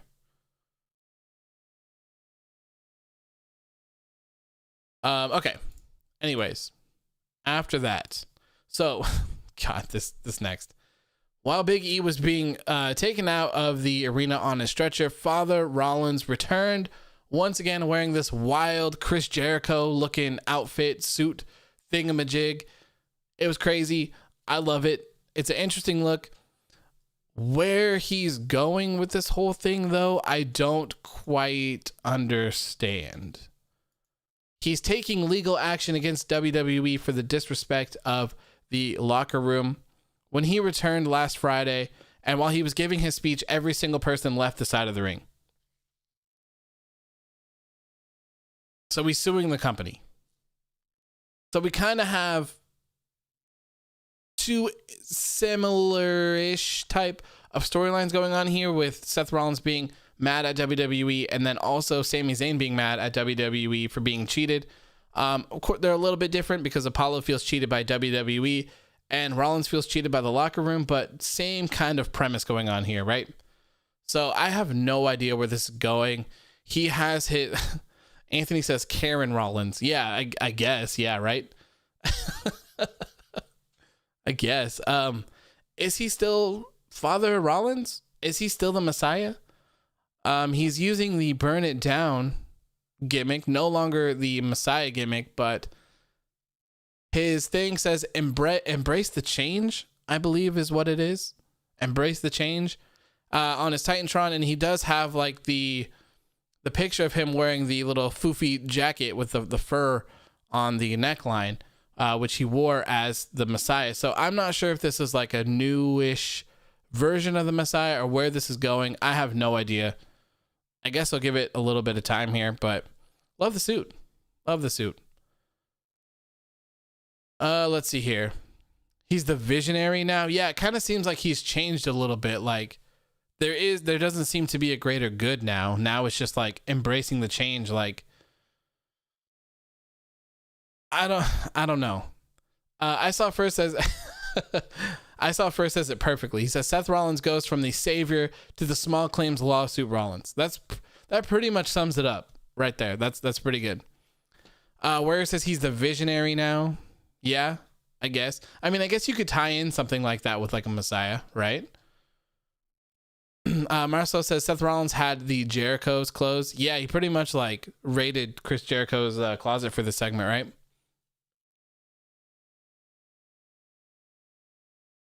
Very interesting. Next up, we saw Edge brush up with Kevin Owens, which was great because Kevin Owens is wearing a Bivens Enterprise shirt. And I love Malcolm Bivens. I talk highly about him all the time. Every time I see him, why he's not doing crazier things in this company, I'll never understand. He's very entertaining. So always cool to see Kevin Owens support these people. First it was the tag team Ever Rise, and now Malcolm Bivens. So you'll love to see that.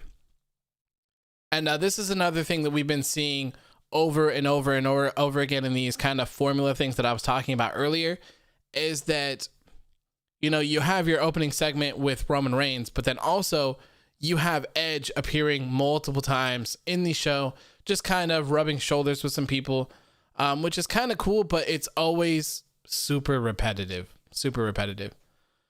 Chloe says, sorry, I'm late. What did I miss? You missed the week of me not having power. Pretty much. Just the going over the things that happened during the week. We are now kind of getting into the SmackDown show. CM Punk says, I think Revolution pay-per-view is AEW's Mania. So I did the AEW Heels event with my fiance, and I think it was there.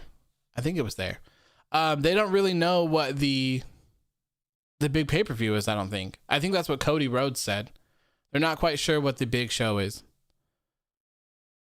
I think they said Revolution or Double or Nothing.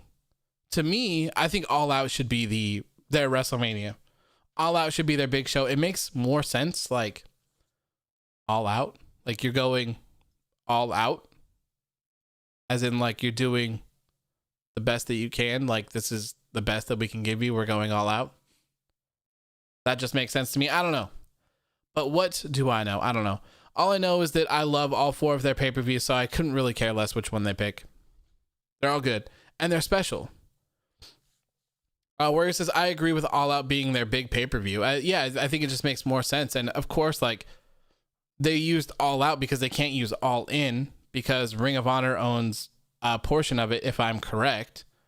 So All In being the show that created AEW, it only kind of makes sense that it would be All Out as well. I don't know. Like I said, I have no idea. Marcel says, oh, something leaked from the AEW taping because they taped next week's Dynamite. It's pretty cool. Interesting. Feel free to send it to me. I don't mind seeing spoilers. So, James says, I get the Father Rollins name because it has 2 meanings. Yes, it is a double entendre now. It is a double entendre. You love to see it, right? Anthony says WWE is just basically teasing Roman versus Edge. I don't like that. Well, it also seems like they're kind of teasing Edge versus every single person in the locker room. You know? He's brushing up against Daniel Bryan, Kevin Owens, Keith Lee, King Corbin. All sorts of people. Rocco says, I like they don't overload the pay-per-view with like 30 matches. Yeah, I think that's why NXT takeovers are perfect. To me, NXT TakeOver is like the perfect pay-per-view. I love, they're so good. The matches are meaningful. There's nothing there that's filler. It's all just hard-hitting content. The matches are long. Everything is story-driven. And like, I love me an NXT TakeOver.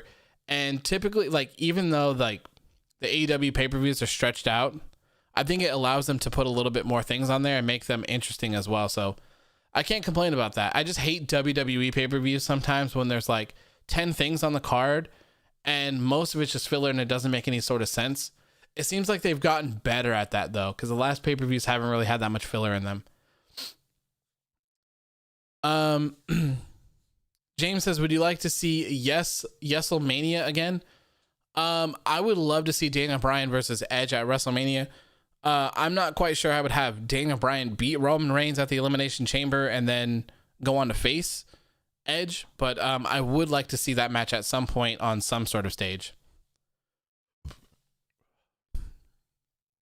Chloe says they more work in Edge picking his opponent than Bianca. She just wants to Raw once and stayed on SmackDown. Yeah, and we're going to talk about that when we get to Bianca Belair in just a second as well. You DM'd it to me. Okay, I'll check them here shortly. Punk says thunderstorm appears in your town. Hope things are okay now. We didn't have a thunderstorm. We had an ice storm, which I heard about like a day before or something, and I was like, cool, like it's just gonna rain a little bit of ice and we'll be good the next day. Boy, was I wrong. Ruined everything, man. Ruined everything. But we were safe the whole time. We're fine now, so it's all good. James says Adam Cole quickly became the heartburn kid with just 2 super kicks. Sad days, right? Sad days. Rocco says, yeah, I noticed this year that they had less matches on pay-per-view and like they did some on Raw and SmackDown, like when the IC title was being defended on SmackDown every other week was good. Yeah, that's something. What was that? That was a Royal Rumble, right? They didn't have the Intercontinental Championship match on there. They actually had it on SmackDown the following night. So I don't mind stuff like that. I don't mind it at all. I don't necessarily think that every single pay-per-view or every single championship needs to be defended on every single pay-per-view. It just kind of makes things rushed and stuff like that. But having, if they're defending them on the weekly shows in some sort of decent interval, I have no problem with that whatsoever. I think that's great. And it's probably honestly the best thing to do so that you can actually have something on the shows that are worth watching, because at this point, I swear, like almost every single thing that they do is meaningless. Like nothing matters anymore. Punk says, I think The Fiend will return at the Chamber with a new look. What do you think? I wouldn't mind that whatsoever. I wouldn't mind that. I would not mind it. I mean, they need to get him in fairly soon because they're running out of time. They're really running out of time. Like 20 minutes. Okay. Rocco says SummerSlam, they had it on the Friday before, and like most of Rollins versus Ray storyline matches, at first was on Raw. Yeah, see, I don't mind stuff like that. As long as they make it make sense, I have no problems. Chloe says, I still think that the comic book theme every time I see a WWE pay-per-view because it was so awesome. Yes, I loved the comic book theme for the Royal Rumble pay-per-view. That was incredible. And while we're on a comic book theme, WandaVision is incredible as well. I love that show so much. It is so good. I am not by any means a Marvel fanboy, and this show is just incredible. Go watch it, please. Do yourself a favor. Buy Disney Plus for a month. Well, wait like 2 weeks if you can. Actually, no, because you'll get the finale. Yeah, so go buy Disney Plus for 1 month. It's like $5 or something like that. $6, I don't know. Buy it for 1 month and watch WandaVision. It is so good. It's good. Yes, as Anthony would say, it is such good shit. Yes. I cannot get enough WandaVision. So good. I love it. There's like 2 episodes left, I think. And they're just a little bit longer now. I think they're like 10 minutes longer than they were before. So yeah, go watch WandaVision. And also, fairly soon, the Snyder Cut for Justice League comes out soon. And, oh, that movie. I'm going to cry. I can't wait to see it. I'm so excited. That movie was like the greatest thing that I had ever seen. And I was so excited for it to come out. And then when everything started happening, like, my heart was broken.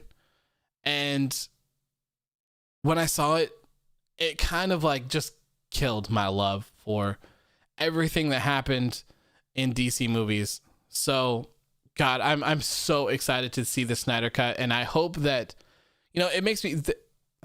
when Justice League came out and all that stuff and Batman vs Superman, every single person hated Batfleck. Okay, pissed me off. Ben Affleck is the greatest Batman of all time, and I will fight anyone and everyone who wants to challenge me on that. Okay, he's the best. Okay, and I saw everyone shitting on it and everything, and then he stepped down as Batman, and every time now everyone is like, "Oh man, I would love to see a Batfleck trilogy." Like, no, piss off, bro.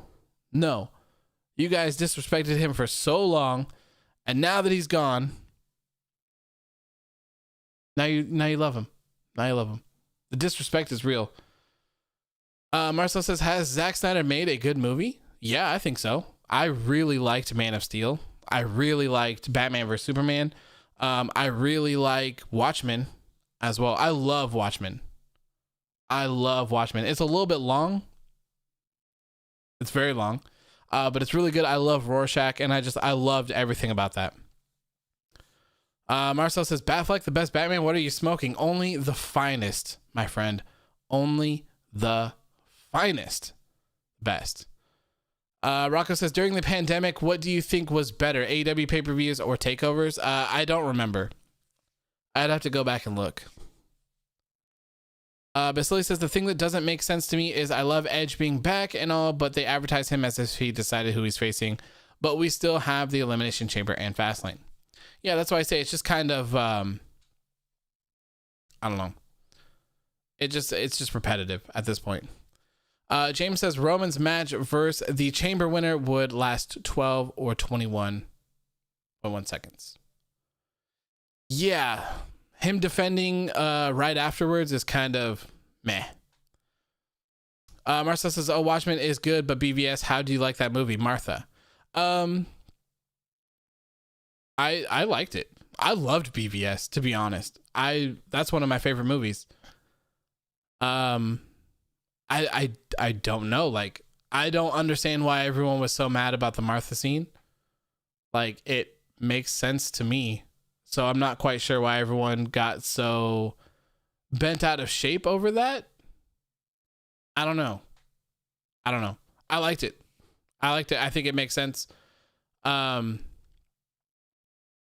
extended cut of Batman versus Superman, I think, is better. Like, my fiance didn't like the regular BVS one that we saw in theaters, but she didn't mind the extended cut. They literally just take out like these weird 15-30 second clips of things that just make things make much more sense out of it. So like, if you're not like some weird comic book nerd and you don't know like all the ins and outs and yada yada yada of all of this stuff, then you're not going to understand. But for me, like, I knew everything going into that movie, so I was very excited for everything. Like, I could have watched a 10-hour BVS movie, to be honest with you. I love these characters and all of that stuff. So yeah, it's good. I love it. Suicide Squad though was trash and absolute garbage. I hated that movie. Chloe says Christian Bale is the best Batman. I'll fight you on that. All right, it's time to duke up. I do like the Christian Bale Batman trilogy. I do like them, but to me, I like the nerdiness. I really like the nerdiness of the Zack Snyder superhero movies. I like that there's a lot of stuff hidden in there that maybe you wouldn't necessarily know if you weren't into comic books or you weren't familiar with a lot of things. Like, the Dark Knight movies are good for people who just want to watch a good superhero movie. So I think that's kind of where Marvel fits in. Just a nice like cookie cutter format that anyone can watch it and enjoy. But BVS was not that movie at all. Like, you had to know what was going on. The whole nightmare scene, like all sorts of stuff like that was a lot. So that's why I like them, because I just like that nerdy stuff, you know. I like it. Raphael says MCU or DC 100% for me. Justice League was not good. Suicide Squad was trash. I won't even watch Birds of Prey. But Man of Steel, BVS was fantastic. Aquaman was good. Shazam was good. I liked the first Wonder Woman. The second Wonder Woman was okay. Imagine saying Dark Knight is a cookie cutter. You know what I mean? Like, not because Dark Knight obviously didn't fit in with the stereotypical superhero movie, but I just meant more of like cookie cutter in terms of you just being able to sit down and watch it and just know what's going on. So maybe cookie cutter isn't the correct word, but anyone and their mother can just go in and watch any of the Dark Knight movies and kind of understand what is going on. You don't necessarily have to know anything about Batman. You don't have to know these like super weird ass characters, you know? Like, you know, your average Batman fan might not know who Darkseid is, or they might not know, maybe they're just a Batman fan, so they don't know the Flash or the Flash's villains. They don't know anything about Wonder Woman or Cyborg or anything, or Aquaman, you know. Maybe they don't know anything like that. So the Dark Knight movies were good for you just to be able to go in and watch and understand what's going on. And yes, it was more realistic crime. But I like the other stuff. Like, the other stuff is very, very good to me. I like that. And Jared Leto is the worst Joker. Yeah, the portrayal of him in Suicide Squad is a tragedy, to be honest. I heard that they said that they have so much footage of him that they could make his own movie. So it's a shame that they cut him out so much. And I believe the guy that made it, I can't remember his name, he's trying to get his own cut of the movie because Steppenwolf was apparently supposed to be the villain in the Suicide Squad movie, but they changed it last minute on him. And that's why you had those weird like goo characters and stuff. They were supposed to be parademons, and so they had to like change all of this stuff. So There was something. Marcel says, "Who's the best Joker? Did you like the Joker movie?" Yes, I loved the Joker movie. My fiance did not like it, but man, that was one of my like favorite movies. That Joker movie was so good. I loved every single second of it. I loved like the pacing of it, how long it was. He's really good. Joaquin Phoenix is very good as the Joker. So good. Basili says, I heard bad things about the new Wonder Woman movie. Yeah, it's kind of weird. Yeah, I don't know. Cheetah's not really in it that much, so I don't know. It's kind of weird. I saw first says, not only was Affleck planning to star in the Batman, but he also scheduled to direct, write, and produce. Folks who are close to Affleck said his version was dark. Too bad. Yeah, so his version was supposed to be like, it was supposed to be Deathstroke. So Batman versus Deathstroke, which would have been incredible. Joe Manganiello is an incredible looking Deathstroke, man. Like when he was in Justice League and took off his helmet, like I just wanted to cry. It was so good. And that's why I'm talking about like nerdy stuff. Like maybe someone's not going to necessarily know who Deathstroke is because they just know the Joker, you know? So yeah, oh God, so good. So good. I hope that this Snyder Cut like comes out, and I hope it like changes the world, and I hope that everything just falls back in place, because Ben Affleck did have to suit up as Batman again to film those Nightmare Joker scenes, because Jared Leto is in this Snyder Cut as the Joker in the Nightmare stuff. So very exciting. Very, very, very exciting. Suicide Squad 2 seems great. John Cena seems like he'll be good. Yeah, it'll be interesting to see how that goes. Ryan says, are you excited for Elimination Chamber? No, I'm not. Not really. We'll see though. We'll see. Marcel says Dark Knight and Infinity War are my favorite superhero movies. I liked Infinity War a lot. I think that Infinity War was much better than Endgame, personally. Okay, back to wrestling. Basili says, AEW, I'm a DC fan too, man. I thought I was the only one that likes DCU with following the comics. No, man, I love it. And I think that's where the disconnect comes from, is that the masses don't really want to see this nerdy shit. They just want to see a movie that they can watch and enjoy. And I don't blame them.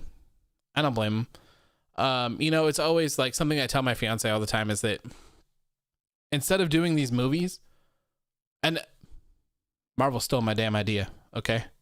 I've been saying this for years. What I think everyone should do is they should do series instead of movies with some sort of streaming platform. So like DC could use HBO Max or their own DC Universe streaming platform, whatever the hell they want to do. I don't care. Marvel, obviously, they would use Disney Plus now instead of Netflix. But instead of having these movies, okay, why have a 2-hour, like, okay, WandaVision. We'll take WandaVision, okay? So imagine a Scarlet Witch movie. No one cares. No one wants to see it, okay? It might be good, sure. A 2-hour Scarlet Witch movie, pretty suspect.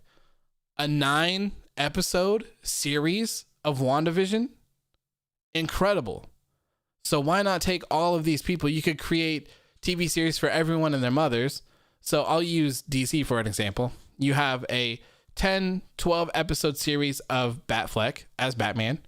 You have a 10 or 12 episode series with Ezra Miller's Flash. You have one for Aquaman. You have one, maybe not for the CGI heavy people like Aquaman. But anyways, you get the picture, right? You have tons of people. You have them. Then for the movie, you have your big Justice League movie. You have your big Avengers movie, yada, yada, yada. You get way more storytelling in 10 to 12, 30 to 60-minute TV shows than you do in a 2-hour movie, right? It just makes so much sense. Makes so much more sense to me. I love it. I love what they're doing with WandaVision. They're doing it with Falcon and Captain America. They're doing it with Loki and stuff like that. So I would love to see stuff like that happen. A WandaVision series finale post show. God, maybe. That show is so good, man. So good. I saw first says the Snyder Cut will be released in 4 1-hour installments on HBO Max. I think it's just 1 4-hour movie now. I don't think that they're doing the 1-hour installments. I like both DC and MCU, but I wish they would make a MCU versus DC movie. That'd be crazy. Rocco says, I just saw a spoiler about the winners of the US final and I'm not happy. Oh, great. Oh, great. Chloe says, AEW sues Disney Plus for stealing his idea. Yeah, so I'm just going to fit in with Father Rollins. I'm just going to start suing everyone. Shelvis, go buy Disney Plus and go watch WandaVision right now. This post show is trash. It can wait. Go watch WandaVision. Immediately. Speaking of Disney Plus, do you have any thoughts on the whole Gina Carano thing? I have no idea who that is. Gina Carano. Just DM me, Rocco. Oh, I haven't watched it. Don't kill me. Don't kill me. I have not watched The Mandalorian yet. I know. I'm sorry. I apologize. I have not seen any of The Mandalorian yet. I know it's great. I know I need to watch it. I know. I get it. I will watch it. I promise soon. So I don't know. I don't know what's going on with this. Are you going to watch the Mortal Kombat movie though? 100%. That movie looks incredible. And it's supposed to be on like HBO Max, right? I got that. I got it. I got me some HBO Max. So yeah, I'm going to watch it. There's also a movie coming out soon, I think, on something. There's a Tom and Jerry movie coming out. I'm going to watch that too. Wow, no Mandalorian. Shame on you. I know. I'm sorry. I'm behind in a couple shows. I need to watch The Mandalorian. I need to watch season 3 of Daredevil. I need to watch what is there a season 3 of oh my god, what is her name? The girl from the Defenders. Defenders. Why is her name? Jessica Jones. Jesus. Okay. Jessica Jones. Yeah. I think I may have watched all of those, but I'm not quite sure. And I think I finished all of Luke Cage, but I'm not quite sure. I need to watch the second Punisher. There's a second season of The Punisher too, isn't there? Like, I'm behind on all of those ones. I need to catch up. But yes, I know. I'll go through and watch them. I promise. Okay, so where are we at? Where are we at here? Okay, next up, random tag match. Makes absolutely no sense. Chloe says, you didn't finish Daredevil. I hear that season 3 of Daredevil is incredible. So I need to watch it. Raphael says, in summary, she is one of the main characters of the show, and she posted some stuff on social media that led to her being fired. It turned into a pretty huge thing with lots of people canceling subs. Interesting. I mean, I think it'd be pretty hard to hurt Disney in the canceling subs department, but I don't know, man. James says, AOW demand of post shows. Thank you, man. I appreciate that. Even though my post shows are trash, man. My post shows are trash. I feel so bad for anyone who sees my post show on YouTube that says like SmackDown review, and they're like, oh man, I'm interested in seeing what this guy has to say about SmackDown. And with 2 hours and 5 minutes, we were talking about the past week of wrestling. I mean, given that, I didn't have power, it was fine. And then now we're talking about DC movies, the Snyder Cut. We're talking about WandaVision. The poor person that's clicking on this and they're like, oh yeah, I would love to hear a SmackDown review. And they're getting like one segment at a time. It's okay. I don't care though, because I have a lot of fun. I have a lot of fun. I hope you guys do too.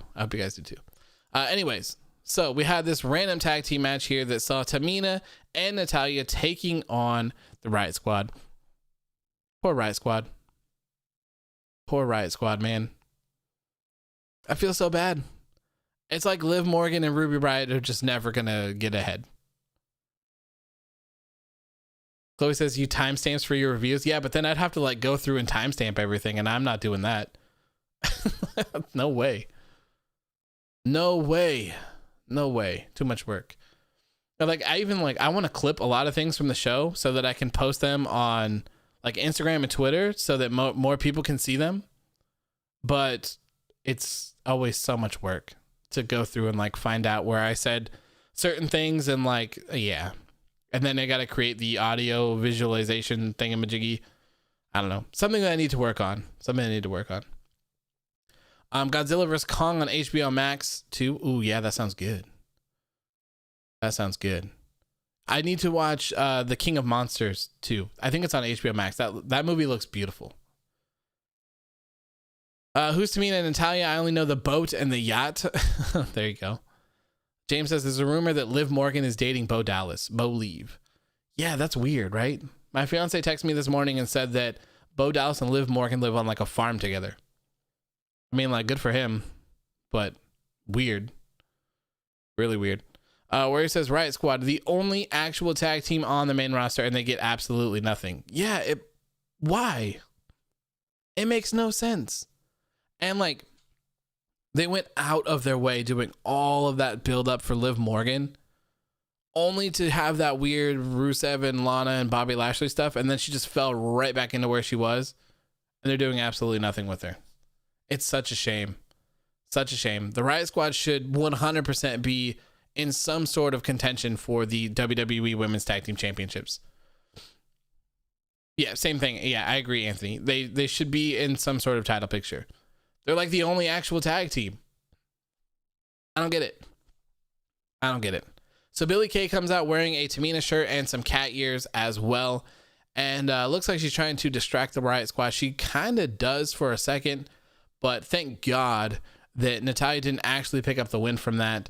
So after the match, when Tamina and Natalya won, they were holding up their hands in the middle of the ring. Billie Kay came crashing in between them and held their hands up as well as if she won, and they both attacked her. So poor Billie Kay, she got no friends. Chloe says, in words of Billie Kay, Liv should have stayed in the bathtub. Did she say that? That's crazy. That's funny and true at the same time. Ryan says, did you hear about the stalker that was targeting Alexa Bliss? I did, and I don't want to talk about it because I don't want to bring that person attention.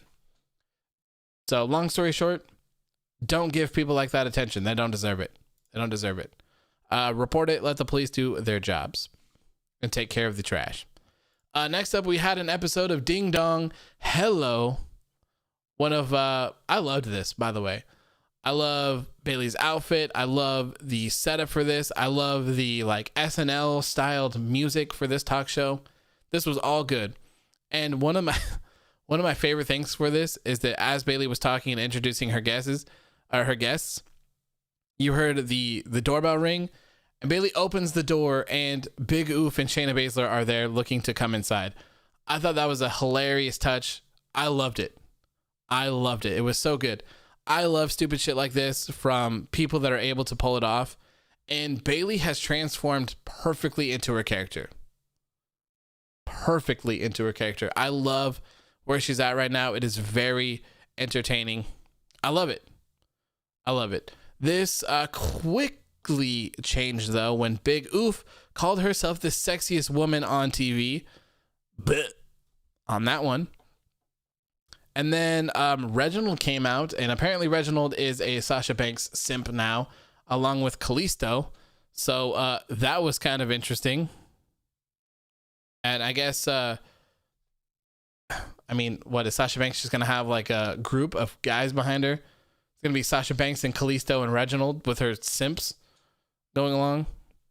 Warrior says Bayley's doing some of the best work of her career. Yeah, it's very entertaining.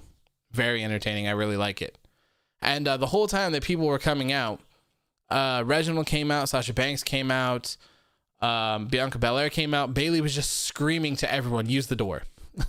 Use the door. Raphael says the Legion of Simps. Yeah, there you go. Bayley and her Legion of Simps. There you go. Who's next? Ricochet? Aleister Black? Maybe they'll show up and be another simp for Bayley. Vanch, how you doing, my friend? Good to see you. James says Coda and Raquel versus Shayna and Shayna and Big Oof should be a whole lot of fire. There you go. The greatest looking woman. I'm in love. Oh, God.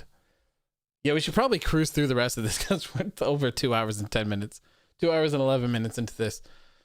So anyways, after this, for somehow, some way, this match turned into a 6-woman tag match where we saw Reginald teaming up with Sasha Banks and Bianca Belair to take on Big Oof, Shayna Baszler, and Bayley. And I don't understand why Reginald is fighting women. I don't understand. I have not the slightest clue why this is going on. But one of the things that I did love from this is that Bayley was not dressed to wrestle. So she wrestled in her clothes and she wrestled in her socks. Nice touch. Nice little touch there. Glad to see that she wasn't wearing full gear underneath her regular clothing. How that ding dong that you're working on? Yeah, I need to do the soundboard. I know. I need to do the soundboard. I'll remember one of these days, and then everyone will be so happy. See, I'm hyping you guys up. I'm hyping up everyone for the soundboard. You know, you got your woos. But your precious ding dongs, hellos, the doorbells, the damn, whatever other things that I probably forgot. Oh, the oof, they're coming. But I'm just teasing them. I'm slowly building them up so that they'll be huge stars. Be huge stars when they make their debut. Anyways, with this, Reginald was actually the one that picked up the win. Reginald beat Big Oof and secured the win for this. Secured the win. There's one imposter among us. Yeah, pretty much. Where it says Reginald somehow is dominating this Sasha Carmella feud. Yeah, I just don't understand. It's so weird. Basili says Bayley in that segment sounds like the older sibling trying to sleep and the you got siblings trying to walk right in. I loved it. Next up was this weird tag team match. I was very happy to see Rey Mysterio and Dominik tagging together. I think that should be a thing. Makes a lot of sense. They would be a perfect tag team, father and son. They would be great tag team champions too, not gonna lie. I wouldn't mind seeing Rey and Dominik Mysterio as the next SmackDown tag team champions. All good for that. This match was very weird though. It was Rey and Dominik Mysterio taking on Otis and Chad Gable. This match ended in a disqualification. Of course. Good old-fashioned disqualification. Otis did not listen to the referee and he did not get out of the ring. One sec.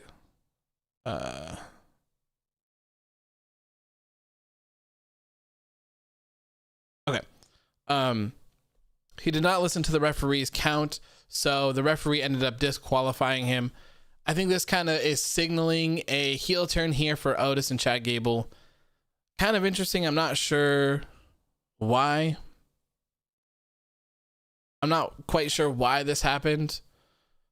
I think you probably could have done this without this match, to be honest. Or, maybe have Rey and Dominik win this match. And then, I guess you would have done the same thing that Apollo did, though. I don't know. It's interesting. I'm not quite sure where this is going to go. Otis has kind of been dragged through the mud here, and Chad Gable is just kind of tagging along. And it always bothers me when you have someone, Otis and Tucker, you have a solid tag team, right? You break them up, and then Tucker fades into nowhere, and now Otis is in another tag team. This tag team makes absolutely no sense with him and Chad Gable, and now Tucker's gone. Heavy Machinery I thought it was a great tag team, personally. They never had a run at the titles. They never really did anything because Otis was the Money in the Bank, and then he was tied up in all that stuff with Mandy Rose and Uncle Ziggy as well. So I don't know. It'll be interesting to see what they do with him going forward. Maybe this is just a way to give Rey and Dominik a little bit more time and have Otis and Gable go on to challenge everyone's favorite uncles. I don't know. Rocco says, remember when reports came out that Vince was a huge fan of Otis and he was going to get a big push? Now look, I mean, it seems like, I saw first says, good night, my friend. Great show once again. Great to hear you and your family. Good night. Thank you for tuning in. I saw first. I appreciate you, man. Have a good rest of your night as well. But yeah, I think that he was high on him because he did win the Money in the Bank contract. But then it seems like things possibly turned south at that point. Which is a shame because I liked Otis. I thought he was great. So I don't know. Anthony says, I feel bad for Ray because I also got hit in the gut really bad and it hurt a lot. I don't know how people survive things like this, to be honest. Like, Jeff Hardy literally lands on top of people when he does a swanton bomb. How they don't just like shit their pants or like just completely flatten out like a pancake, I will never understand. I feel like that would be the worst. The absolute worst. Like back in the Attitude Era days, it seemed like he would do his flip and then like just kind of land on you with his head, kind of shoulders, just a little bit. But now he literally just lands on you like a plus sign. Like it's gotta be so brutal. Good Lord. Chloe says, I miss Tucker. He was amazing in the ring. Yeah, I loved the heavy machinery dynamic. I'm not quite sure why they got rid of it. Chloe says, WWE rule number 1, you can't be successful and be in a tag team. Yeah, I guess, right? Rocco says, you should see the stuff Darby would do in the indies. It was crazy. His coffin drop has to be brutal too. That stuff's gotta, like, oh my God, how can you stomach that? Oh, better stay away from catering until you have a match or you just might explode all over the ring. Next up, we saw Daniel Bryan brush up with Edge. This was great.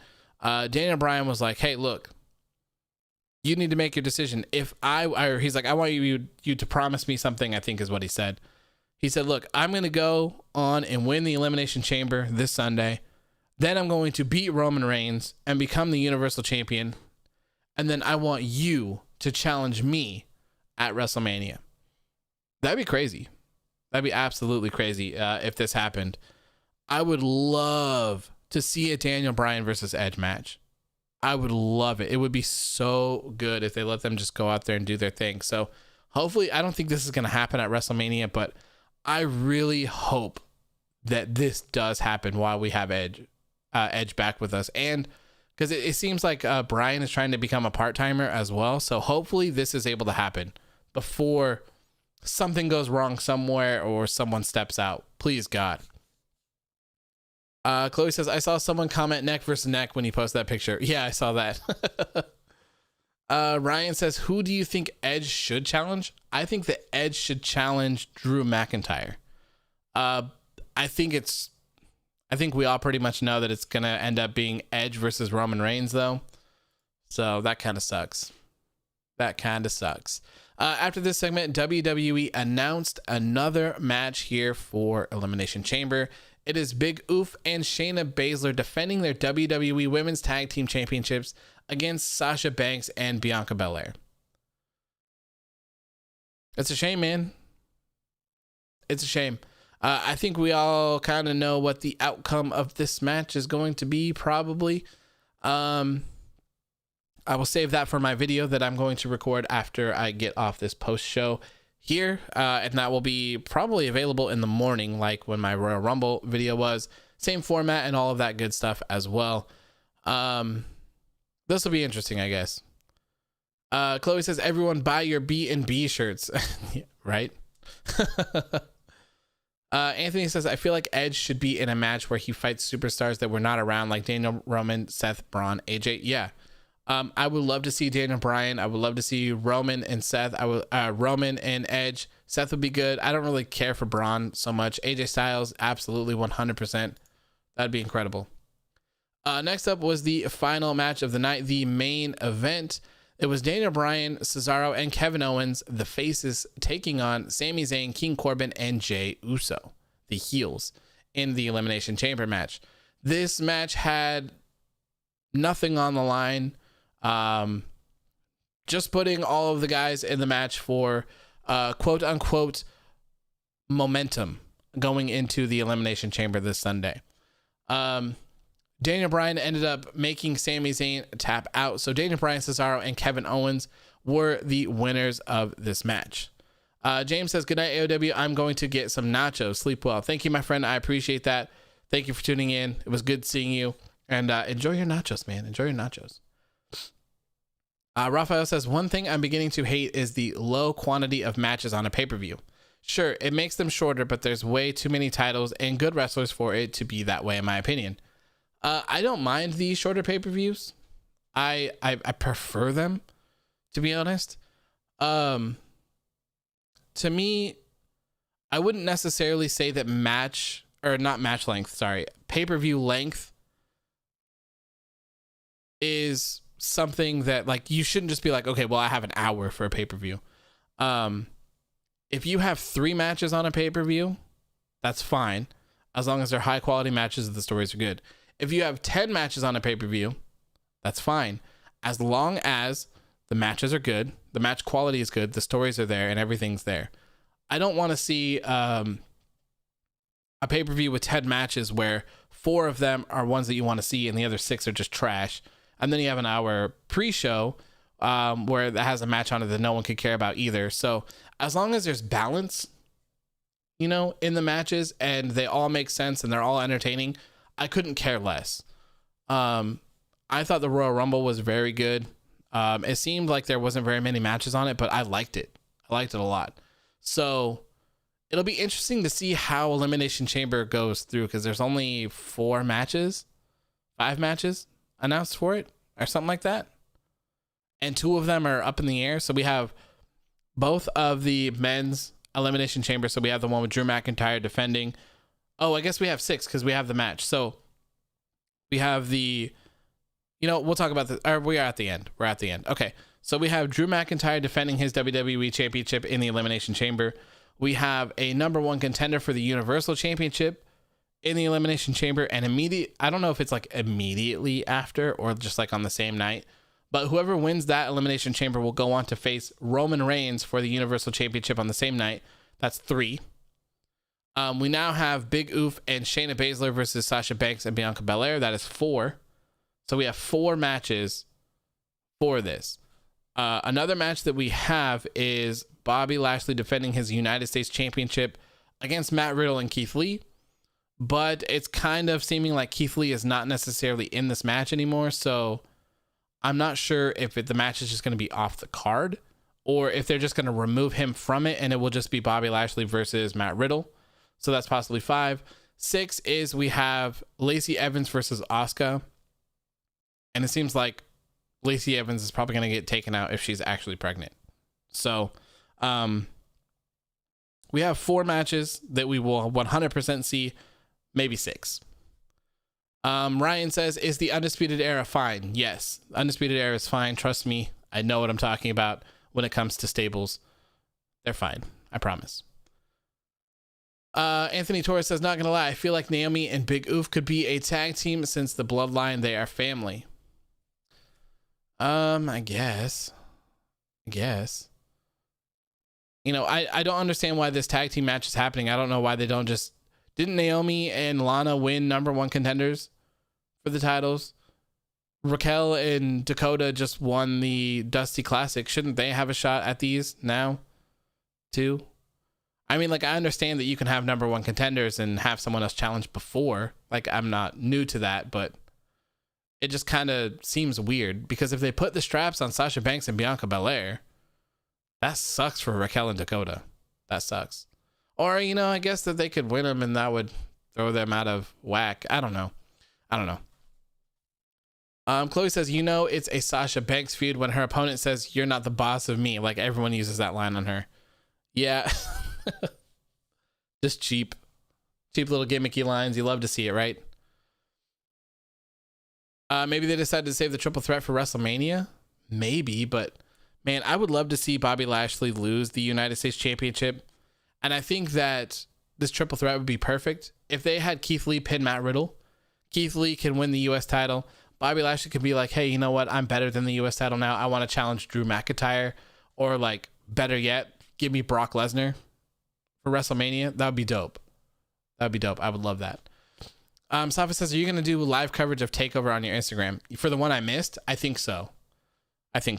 I might not do like crazy coverage, but I might just like post the winners and post my thoughts on the match, something like that. Warrior says 2 number 1 contenders and the pay-per-view match doesn't involve either. Yeah, it's kind of weird. They should have just had one of them do it. Rocco says, do you think Shaq will draw ratings and they beat NXT? Because I think NXT is stacking the show also. I mean, Dynamite pretty much always beats NXT. I would assume that Shaq would probably bring some viewers to the show, sure. I don't think it'll do anything crazy, but I'm sure they'll have a decent show. AEW's ratings are pretty like weird. They're usually somewhere between 700 and 900 or something like that. So they go up and down all the time. Raphael says the fake laugh that Sasha Banks does is low-key getting more annoying than the boss time catchphrases. Yeah, kind of agree with you on that one. I agree. Ryan says, do you notice that every time AEW does something big for one of their shows, NXT does something big on the same night? Yes, I do. I notice that. But don't worry, because they're not paying attention. Triple H does not pay attention to AEW. He says that he just books these shows as if he normally would, even if AEW didn't exist. So what impeccable timing all the time for NXT to counter program with special themed shows. It's so weird. Gerald says, I think Nia and Shayna will walk into Mania as tag champs. It's pretty bold. Although I wouldn't mind that. I wouldn't mind seeing Dakota and Raquel win the titles at Mania. I wouldn't mind that at all. Chloe says, I thought we were going to get a tag team elimination for the women since there's a lot of contenders. That would have been cool. I would have loved to see that. You could get rid of the Drew McIntyre match and put that one in there instead. I wouldn't mind that. Safa says AEW will 100% beat NXT. Many of my friends are going to tune in. We don't even watch wrestling because of Shaq. Yep. Rocco says it's always the Dynamites that don't have something big on it that draw the most because the news dominates on the big shows. Yeah, they get screwed a lot. They gotten screwed a lot of times. Anyway, so after this match ended here, it turned into a finisher fest. Edge came in the ring, and I don't know who he speared. I missed it. And then Roman Reigns came in and speared Edge as well. I think this just kind of further cements the fact that we'll probably actually be getting Roman Reigns versus Edge at WrestleMania, unless they're going for a huge swerve. Spend all of this time building towards Edge and Roman Reigns only for Edge to challenge Drew McIntyre. Would be interesting. Ryan says, in all seriousness, where do you think the rivalry with Adam Cole and Kyle O'Reilly is going? My guess would probably be a heel Adam Cole with a face Undisputed Era. After whatever happens here, whenever this feud is done, I would see Adam Cole leaving NXT and going to Raw or SmackDown, doing his thing solo on there. And then I think at some point we would probably see the rest of Undisputed Era join him at a later date and help him out, and then you would see them reunite as one once again. I think that's how I would do it. At least I think that'd be a huge deal.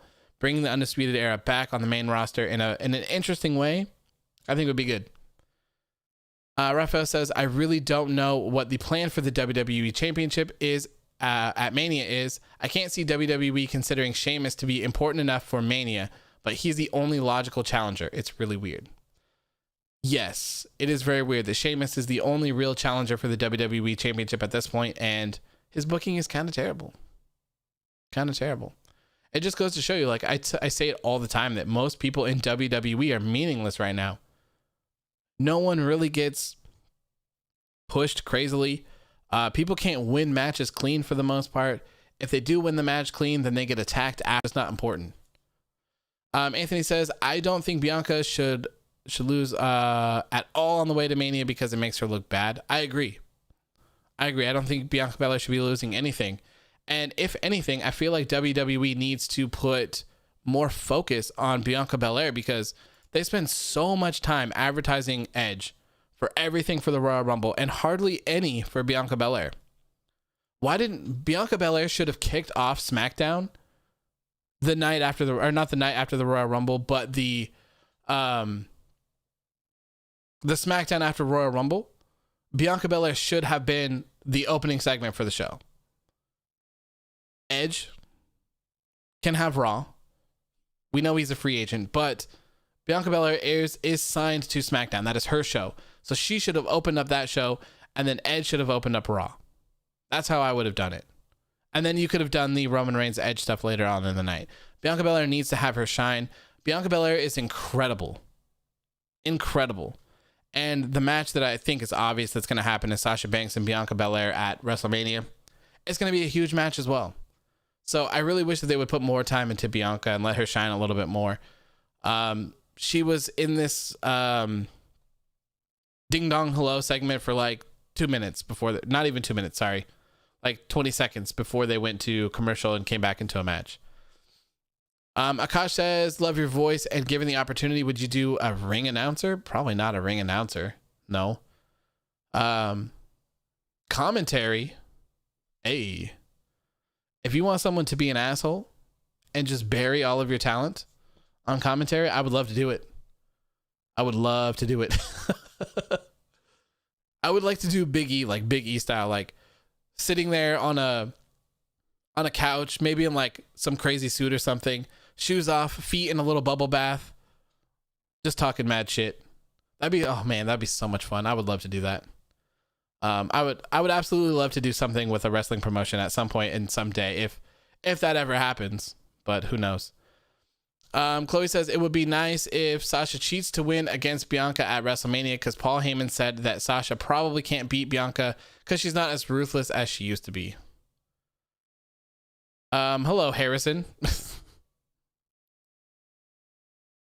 Good entry into the chat. Welcome. You know, I mean, I'll talk about this in the video that I'm going to make, but if they don't want to do Bianca and Sasha at WrestleMania because they don't want Sasha to lose, there is another option. Ryan says, do you think Adam Cole will win the NXT title and then Kyle O'Reilly will beat him? Probably not. I would see Adam Cole feuding with Kyle O'Reilly for a little bit and then just moving on. Who knows though? I mean, he did beat up Finn Balor as well, and he did hold up the NXT championship, so I don't know. No, you cannot have Robux. I don't even know what the hell a Robux is. Basili says, is WWE making Banks and Belair a team that wins the tag titles for like 2 weeks and then loses at Fastlane? It's possible. Yeah. Chloe says, imagine if The Miz cashes in on Finn and wins. Oh my God. That would be the worst. The Miz being NXT champion. Oh man. God, that would kill me. That would kill me so much. Oh, Roblox? No, I don't play Roblox. What the hell? Warrior says, I hope Finn brings the NXT title to WrestleMania and defends it on one of the nights. I hope so. I hope so too. That'd be great. That would be great. Anyways, I think that's going to do it for me. This is 2 hours and 34 minutes. That's crazy. Thank you guys for tuning in. I really appreciate it. And with that being said, that is why there is no hype for the Elimination Chamber pay-per-view. Hopefully it's a good show though. I really hope it is. Like I said, after this, I will be making my Elimination Chamber predictions video. Should be live tomorrow morning. And then, of course, there will be an Elimination Chambers post show on Sunday, which should be a lot of fun. Hopefully we know where we're going to go with WrestleMania at that point. Maybe not, though. I don't know. Rocco says, I hope NXT moves to Thursday because I watched like the last 5 minutes of it a couple weeks ago and it was enjoyable. NXT is great, man. NXT is a great show. I highly recommend it. I wish it was on Thursdays as well, because that would make my life a lot more enjoyable to not have to watch and cover both at the same time. And then we could also have, you know, a proper Dynamite post show and a proper NXT post show. I would love that. I would love it. Raphael says, imagine doing commentary for Raw, seeing a screwy finish and just being like, what on earth is this garbage? I would love the opportunity to do that, Raphael. I would love the opportunity to do that. And I would 100% do that. I would be like, bro, I would be like Big E on commentary tonight, where Michael Cole was like, hey, what if Apollo wins this? Are you going to give him another shot at the Intercontinental title? And he's like, nope. No, I already beat him. He doesn't deserve it. I'll be like, hey, Apollo Crews hasn't won a match since this day. He hasn't done anything. This guy doesn't deserve anything. No, absolutely not. He should not be challenging for the Intercontinental Championship. No. I would love to do that. It would be so much fun, man. So much fun. You know, maybe one day, like, a fun video to do would be to just like, oh, I couldn't do that. It would be copyright infringement. So, you know, it'd be fun one day just to like make a fun like commentary video, just taking an episode of Raw and just kind of like muting it and just going into commentary for myself, doing over the whole thing. But there's no way that would fly. Heel commentary? Yeah, but like ultimate heel commentary. I would love that. That'd be so much fun. Raw commentary? I would love to do Raw commentary. Raphael says, just like the poor commentators that have to sit through stuff like the Lacey Evans storyline and pretending that they take it seriously. I could never do that. You would have to be so disrespectful during it, right?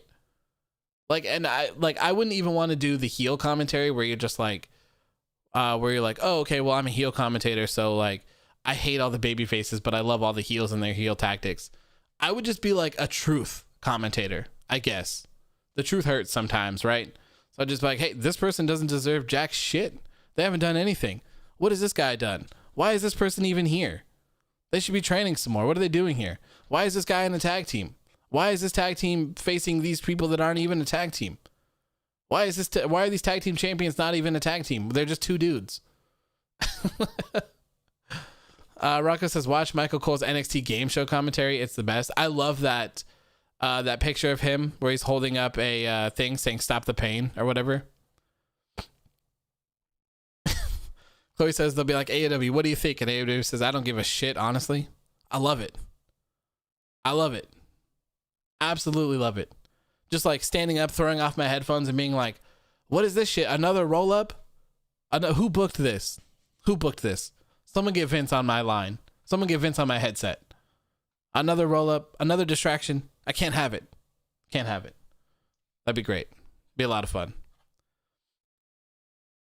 Safa says, I think Sheamus wins the championship at the Chamber and then Drew wins it back at Mania.